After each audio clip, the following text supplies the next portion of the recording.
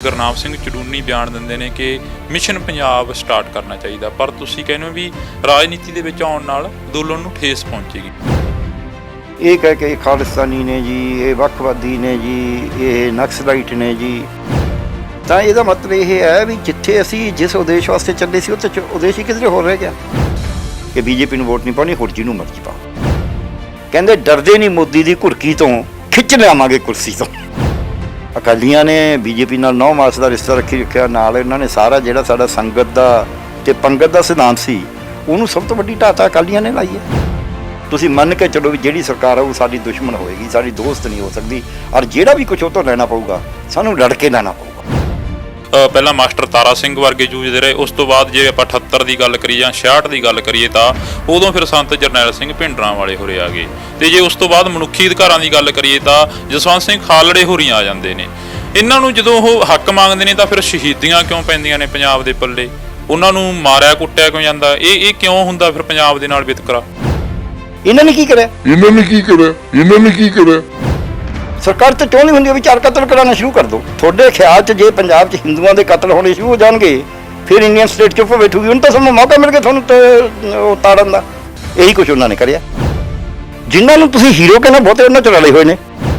ਜਿਹੜਾ ਨਾਮ ਲੈ ਰਹੇ ਹਜੇ ਤੁਸੀਂ ਮੈਨੂੰ ਸਮਝ ਨਹੀਂ ਆ ਰਹੀ ਵੀ ਜਾਂ ਤਾਂ ਮੈਂ ਨਹੀਂ ਸਮਝਾ ਸਕਦਾ, ਜਦ ਇੱਕ ਬੰਦਾ ਨਾਮ ਲੈ ਰਿਹਾ ਤੁਹਾਨੂੰ ਕੋਈ ਬੰਦਾ ਦੇਖੇ ਵੀ ਇਹ ਬੰਦੇ ਨੇ ਫਲਾਣੀ ਥਾਂ ਜਬਰ ਜਰਾ ਕਰਿਆ ਜਾਂ ਇੰਨੇ ਪੈਸੇ ਖਾਦੇ ਨੇ, ਤੁਸੀਂ ਚੁੱਪ ਕਰਕੇ ਬੈਠੋ ਵੀ ਚੰਗਾ ਲਿਖੀ ਜਾਓ। ਜਦ ਅਗਲਾ ਇਹ ਕਹਿੰਦਾ ਵੀ ਆਹ ਬੰਦੇ ਨੂੰ ਇਸ ਥਾਂ ਤੇ ਇੰਨਾ ਪੈਸਾ ਦਿੱਤਾ, ਇੰਨੇ ਹਥਿਆਰ ਦਿੱਤੇ, ਆਹ ਕਰਨ ਵਾਸਤੇ ਕਿਹਾ, ਇਹ ਤੁਹਾਨੂੰ ਕਿਹਨੇ ਕਹਿਤਾ ਵੀ ਜਿਹਨੇ ਦਾੜੀ ਕੇਸ ਰੱਖੇ ਨੇ? ਹਰੇਕ ਜਿਹੜਾ ਬੰਦਾ ਆਪਦੇ ਆਪਣੇ ਸਿੱਖ ਕਹਿੰਦਾ ਹੈ ਉਹ ਹਰੇਕ ਸਿੱਖਾਂ ਦੀ ਮਤਲਬ ਫਲਸਫੇ ਦੇ ਧਾਰਨੀ ਆ ਤੇ ਉਹਦੇ ਵਾਸਤੇ ਉਹ ਜਾਨ ਦੇਣ ਨੂੰ ਤਿਆਰ ਹੈ। ਵੀ ਤਾਂ ਕਿਸੇ ਨੂੰ ਕਾਮਰੇਡ ਕਹਿ ਕੇ, ਕਿਸੇ ਨੂੰ ਖਾਲਿਸਤਾਨੀ ਕਹਿ ਕੇ ਭੰਡੀ ਜਾਣਾ, ਇਹ ਤਾਂ ਕੋਈ ਔਖਾ ਕੰਮ ਨਹੀਂ ਹੈ। ਬੀਜੇਪੀ ਦੇ ਗੇਮ ਹੈ ਇਹ।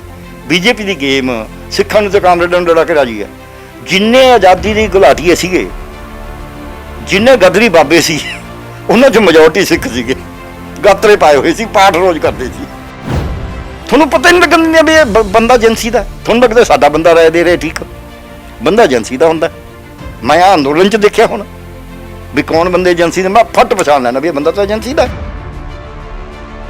ਸਤਿ ਸ਼੍ਰੀ ਅਕਾਲ ਜੀ, ਤੁਸੀਂ ਦੇਖ ਰਹੇ ਹੋ KTV UK ਤੇ ਮੈਂ ਹਰਜਿੰਦਰ ਸਿੰਘ ਢਿੱਲੋਂ। ਇਸ ਵਕਤ ਜੇ ਗੱਲ ਕਰੀਏ ਤਾਂ ਅਸੀਂ ਅੱਜ ਡਾਕਟਰ ਪਿਆਰੇ ਲਾਲ ਦੇ ਕੋਲ ਆਏ ਸੀਗੇ ਤੇ ਉਹਨਾਂ ਦਾ ਕੱਲ ਇੱਕ ਬਿਆਨ ਆਉਂਦਾ ਗਾ ਕਿ ਜੇਕਰ ਰਾਜਨੀਤੀ ਦੇ ਵਿੱਚ ਕਿਸਾਨ ਅੰਦੋਲਨ ਨੂੰ ਧੱਕਿਆ ਜਾਂਦਾ ਤਾਂ ਕਿਸਾਨ ਅੰਦੋਲਨ ਫੇਲ ਹੋਣ ਦੇ ਚਾਂਸ ਨੇ।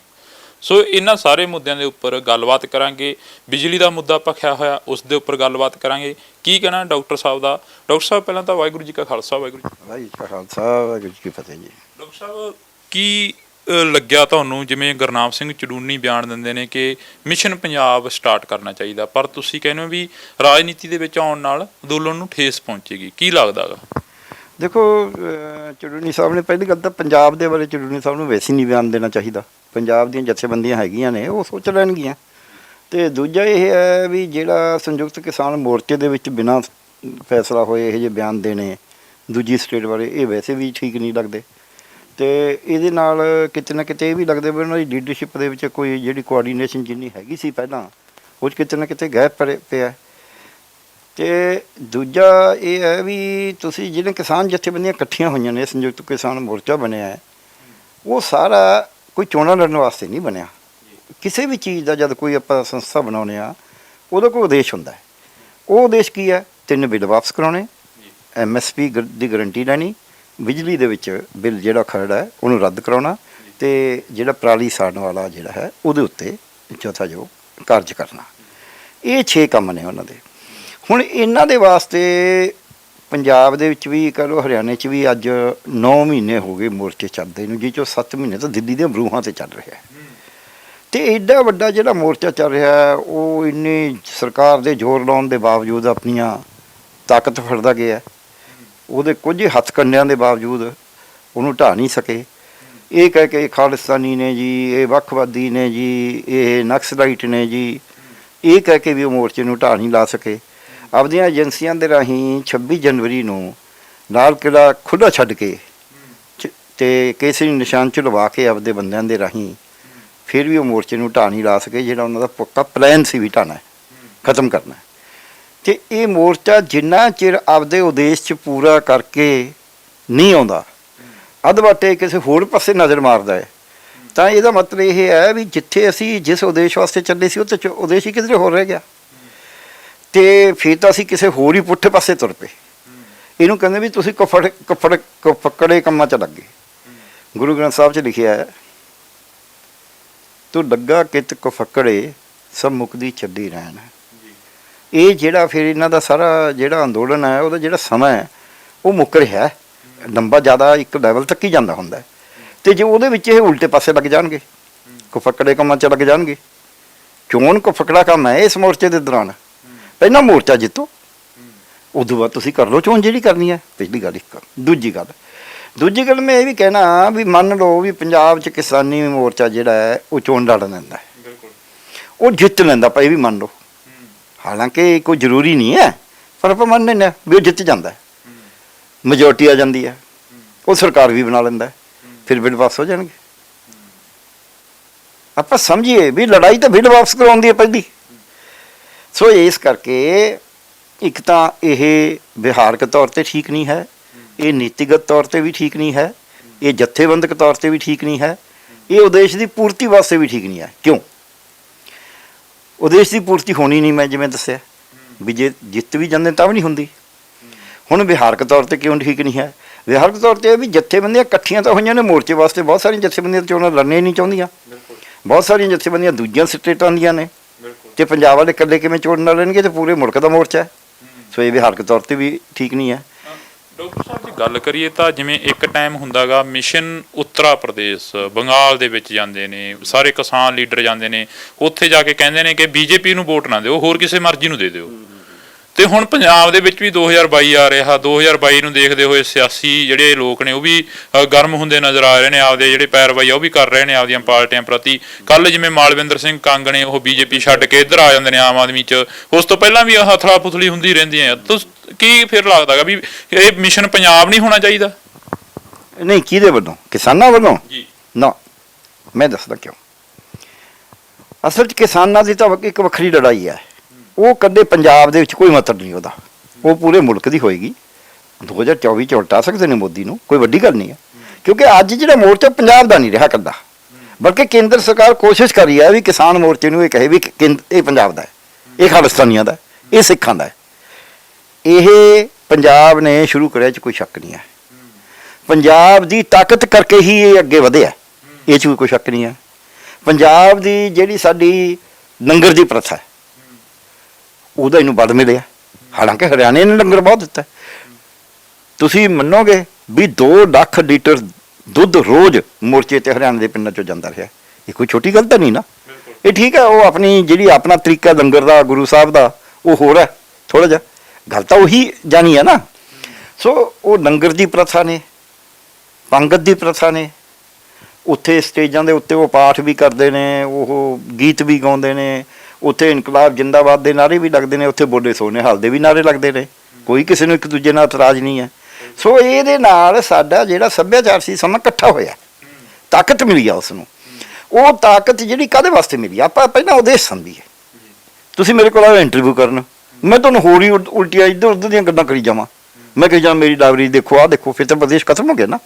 ਜਿਹੜੇ ਉਦੇਸ਼ ਵਾਸਤੇ ਆਪਾਂ ਚੱਲਦੇ ਪਹਿਲਾਂ ਉਹਦੀ ਪੂਰਤੀ ਕਰੋ, ਉਦੋਂ ਬਾਅਦ ਹੋਰ ਕੰਮ ਕਰ ਲਓ ਜਿਹੜਾ ਕਰਨਾ ਹੈ। ਸੋ ਅੱਜ ਉਹ ਦੇਸ਼ ਦੀ ਪੂਰਤੀ ਕੀ ਹੈ? ਬਿੱਲ ਵਾਪਸ ਕਰਾਉਣਾ, ਠੀਕ ਹੈ, MSP ਲੈਣੀ, ਉਹ ਬਾਕੀ ਕਰਨਾ। ਜੇ ਉਹ ਦੇਸ਼ ਅਜੇ ਪੂਰਾ ਨਹੀਂ ਹੋਇਆ, ਇਹ ਵੀ ਠੀਕ ਹੈ, ਸਾਹਮਣੇ ਹੈ। ਜੇ ਉਹ ਦੇਸ਼ ਪੂਰਾ ਨਹੀਂ ਹੋਇਆ, ਉਦੋਂ ਪਹਿਲਾਂ 1 2 4 10 ਜਥੇਬੰਦੀਆਂ ਕੁਛ ਕਰਨਗੀਆਂ ਤਾਂ ਬਾਕੀ ਫਟਕ ਪਏਗਾ, ਉਹਨਾਂ 'ਚ ਆਪਸ ਵਿੱਚ ਦਫੇੜ ਪਏਗੀ। ਇਹੀ ਸਰਕਾਰ ਚਾਹੁੰਦੀ ਹੈ ਵੀ ਦਫੇੜ ਪੈ ਜੇ, ਜਦ ਕਿ ਦਫੇੜ ਨਹੀਂ ਪਿਆ, ਕਿਉਂਕਿ ਉਹ ਦੇਸ਼ ਕੌਣ ਨਹੀਂ ਰਿਹਾ। ਚੋਣਾਂ ਦਾ ਦੇਸ਼ ਤਾਂ ਸਾਰੇ ਦੇਸ਼ ਦਾ ਨਹੀਂ ਨਾ ਤਾਂ ਸਾਰੇ ਦੇਸ਼ ਚੋਣਾਂ ਹੋ ਰਹੀਆਂ। ਹੁਣ ਇੱਕੋ ਦੇਸ਼ ਹੋਰ ਕੌਮਨ ਹੈਗਾ, ਚੋਣਾਂ ਦੇ ਵਿੱਚ ਵੀ ਹੈਗਾ। ਜਿਹੜਾ ਤੁਹਾਡਾ ਸਵਾਲ ਹੈ ਉਹਦਾ ਜਵਾਬ ਦੇਣ ਲੱਗਾ ਮੈਂ। ਚੋਣਾਂ 'ਚ ਉਦੇਸ਼ ਇਹ ਹੈ ਕਿ ਅੱਜ ਸਭ ਤੋਂ ਵੱਡੀ ਦੁਸ਼ਮਣ ਦੇਸ਼ ਦੀ ਵੀ ਕਿਸਾਨੀ ਦੀ ਵੀ ਉਹ BJP ਤੇ RSS ਬਣ ਕੇ ਉੱਭਰੀ ਹੈ। ਇਸ ਕਰਕੇ ਔਰ ਪੰਜਾਬ ਦੀ ਵੀ ਹੈ। ਹਾਲਾਂਕਿ ਪੰਜਾਬ ਦੇ ਨਾਲ ਕਿਸੇ ਵੀ ਕੇਂਦਰ ਸਰਕਾਰ ਨੇ ਕੋਈ ਬਹੁਤਾ ਅੱਛਾ ਸਲੂਕ ਨਹੀਂ ਕਰਿਆ, ਪਰ BJP ਦੀ ਸਰਕਾਰ ਨੇ ਤਾਂ ਬਹੁਤ ਹੀ ਮਾੜਾ ਕਰਿਆ। ਉਹਨੇ ਤਾਂ ਇੱਥੇ ਹਿੰਦੂ ਸਿੱਖਾਂ ਦਾ ਪਾਠਕ ਜ਼ਿਆਦਾ ਪਾਉਣ ਦੀ ਕੋਸ਼ਿਸ਼ ਕਰੀ ਹੈ, ਉਹਨੇ ਤਾਂ ਬੋਲੀ ਦੇ ਉੱਤੇ ਵੀ ਸਾਡੀ ਤੇ ਆਘਾਤ ਕਰਿਆ। ਉਹਨੇ ਤਾਂ ਨਵੀਂ ਸਿੱਖਿਆ ਨੀਤੀ ਦੇ ਰਾਹੀਂ ਵੀ ਜਿਹੜੀ ਮਾਤ ਭਾਸ਼ਾ 'ਚ ਪੜ੍ਹਾਈ ਹੈ ਉਹ 5ਵੀਂ ਤੱਕ ਲਿਮਿਟ ਕਰਤੀ ਹੈ। ਉਹ ਵੀ ਜੇ ਸੰਭਵ ਹੋਵੇ। ਸੋ ਇਸ ਕਰਕੇ ਅੱਜ ਬੀਜੇਪੀ ਨੂੰ ਹਰਾਉਣਾ ਜ਼ਿਆਦਾ ਜ਼ਰੂਰੀ ਹੈ। ਬੀਜੇਪੀ ਨੂੰ ਹਰਾਉਣਾ ਇਸ ਗੱਲੋਂ ਵੀ ਜ਼ਿਆਦਾ ਜ਼ਰੂਰੀ ਹੈ ਵੀ ਕੇਂਦਰ 'ਚ ਤਾਂ ਜੇ ਚੋਣਾਂ ਹੈ ਨਹੀਂ, ਪਰ ਜੇ ਤੁਸੀਂ ਉਹਨਾਂ ਨੂੰ ਜਿਵੇਂ ਬੰਗਾਲ 'ਚ ਹਰਾਤਾ, ਜਿੱਥੋਂ ਕਹਿੰਦੇ 200 ਪਾਰ ਹੋਵਾਂਗੇ ਅਸੀਂ ਤਾਂ, ਠੀਕ ਹੈ, ਤੇ ਉਹਨਾਂ ਨੂੰ 100 ਤੋਂ ਵੀ ਥੱਲੇ ਲਿਆਤਾ, 75 'ਤੇ ਰਹਿ ਗਏ, 77 'ਤੇ। ਇਸੇ ਤਰ੍ਹਾਂ ਹੀ ਜੇ ਤੁਸੀਂ ਯੂਪੀ 'ਚ ਹਰਾ ਦਿੰਦੇ ਹੋ, ਉੱਤਰਾਖੰਡ 'ਚ ਹਰਾ ਦਿੰਦੇ ਹੋ, ਪੰਜਾਬ 'ਚ ਇਹਨਾਂ ਨੇ ਪਿਛਲੇ ਸਾਲ 5% ਵੋਟ ਲਈ ਸੀ 23 ਸੀਟਾਂ ਲੜ ਕੇ, ਐਤਕੀ ਤੁਸੀਂ ਉਹਦੀ 1% ਤੋਂ ਘਟਾ ਦਿੰਦੇ ਹੋ। ਫਿਰ ਬੀਜੇਪੀ ਨੂੰ ਅਕਲ, ਕੇਂਦਰ 'ਚ ਤਾਂ ਬੀਜੇਪੀ ਹੀ ਹੈ ਨਾ, ਉਹਨੂੰ ਪਤਾ ਚੱਲੂ ਵੀ ਇਹ ਕੰਮਾਂ ਇਹ ਚੱਲਣਾ ਨਹੀਂ ਹੈ, ਠੀਕ ਹੈ। ਤੇ ਅਲਟੀਮੇਟਲੀ 2024 'ਚ ਭਾਵੇਂ 303 ਸੀਟਾਂ ਵਾਲੀ ਬੀਜੇਪੀ ਨੂੰ ਲਹਾ ਦਿਓ, ਲੜ ਪੋ ਚੋਣ।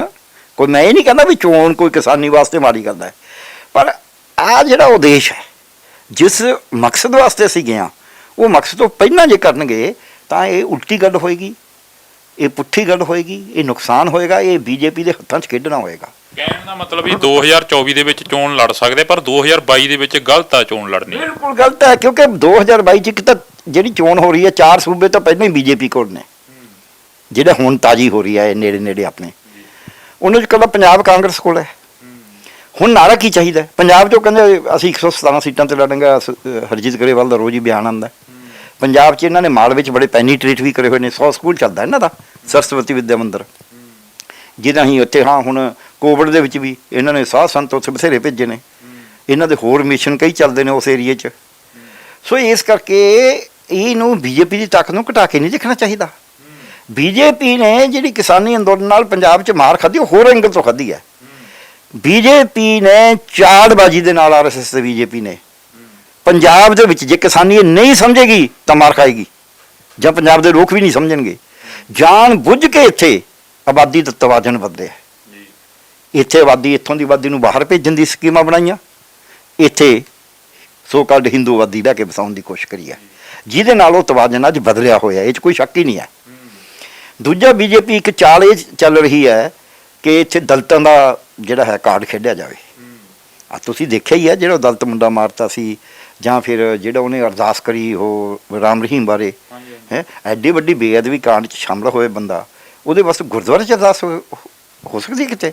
ਸੋ ਉਹ ਜ਼ਖਮਾਂ 'ਤੇ ਲੂਣ ਛਿੜਕਣ ਦੀ ਗੱਲ ਹੈ, ਕੱਲਾ ਲੂਣ ਹੀ ਨਹੀਂ ਛਿੜਕਣਾ, ਦਲਿਤਾਂ ਨੂੰ ਨਾਲ ਰਲਾਉਣ ਦੀ ਗੱਲ ਹੈ।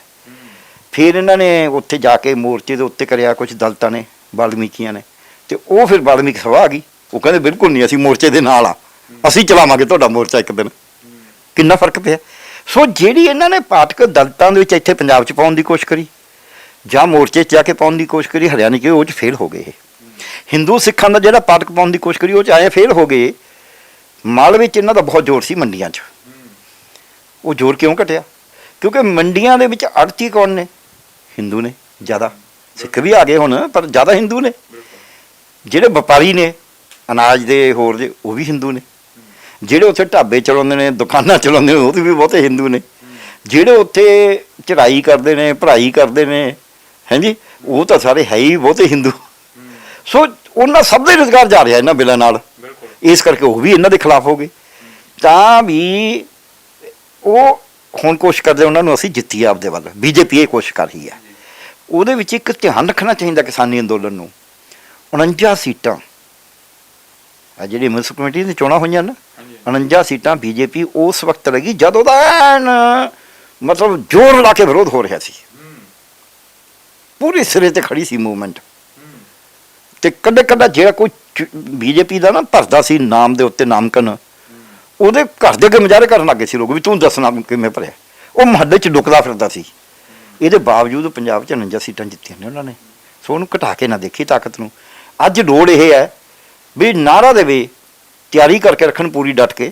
ਪਾਰਲੀਮੈਂਟ 'ਚ ਵਧੀਆ ਗੱਲ ਹੈ, ਉੱਥੇ ਪਾਰਲੀਮੈਂਟ ਦੇ ਬਾਹਰ ਤੇ ਅੰਦਰ ਜਿਹੜਾ ਇਹਨਾਂ ਨੇ ਕਿਹਾ, ਜਿਹੜੇ ਦਿਨ ਮਨਾ ਰਹੇ ਨੇ, ਉਹ ਵੀ ਬਹੁਤ ਵਧੀਆ ਗੱਲ ਹੈ। ਹੁਣ ਇੱਕ ਵੱਡੀ ਗੱਲ ਹੈ ਵੀ ਤਿਆਰੀ ਸ਼ੁਰੂ ਕਰ ਦੇਣ ਹੁਣ ਤੋਂ ਹੀ, ਕਿ ਹੋਰ ਜਿਹਨੂੰ ਮਰਜ਼ੀ ਵੋਟ ਪਾਓ, ਬੀਜੇਪੀ ਨੂੰ ਨਹੀਂ ਪਾਉਣੀ।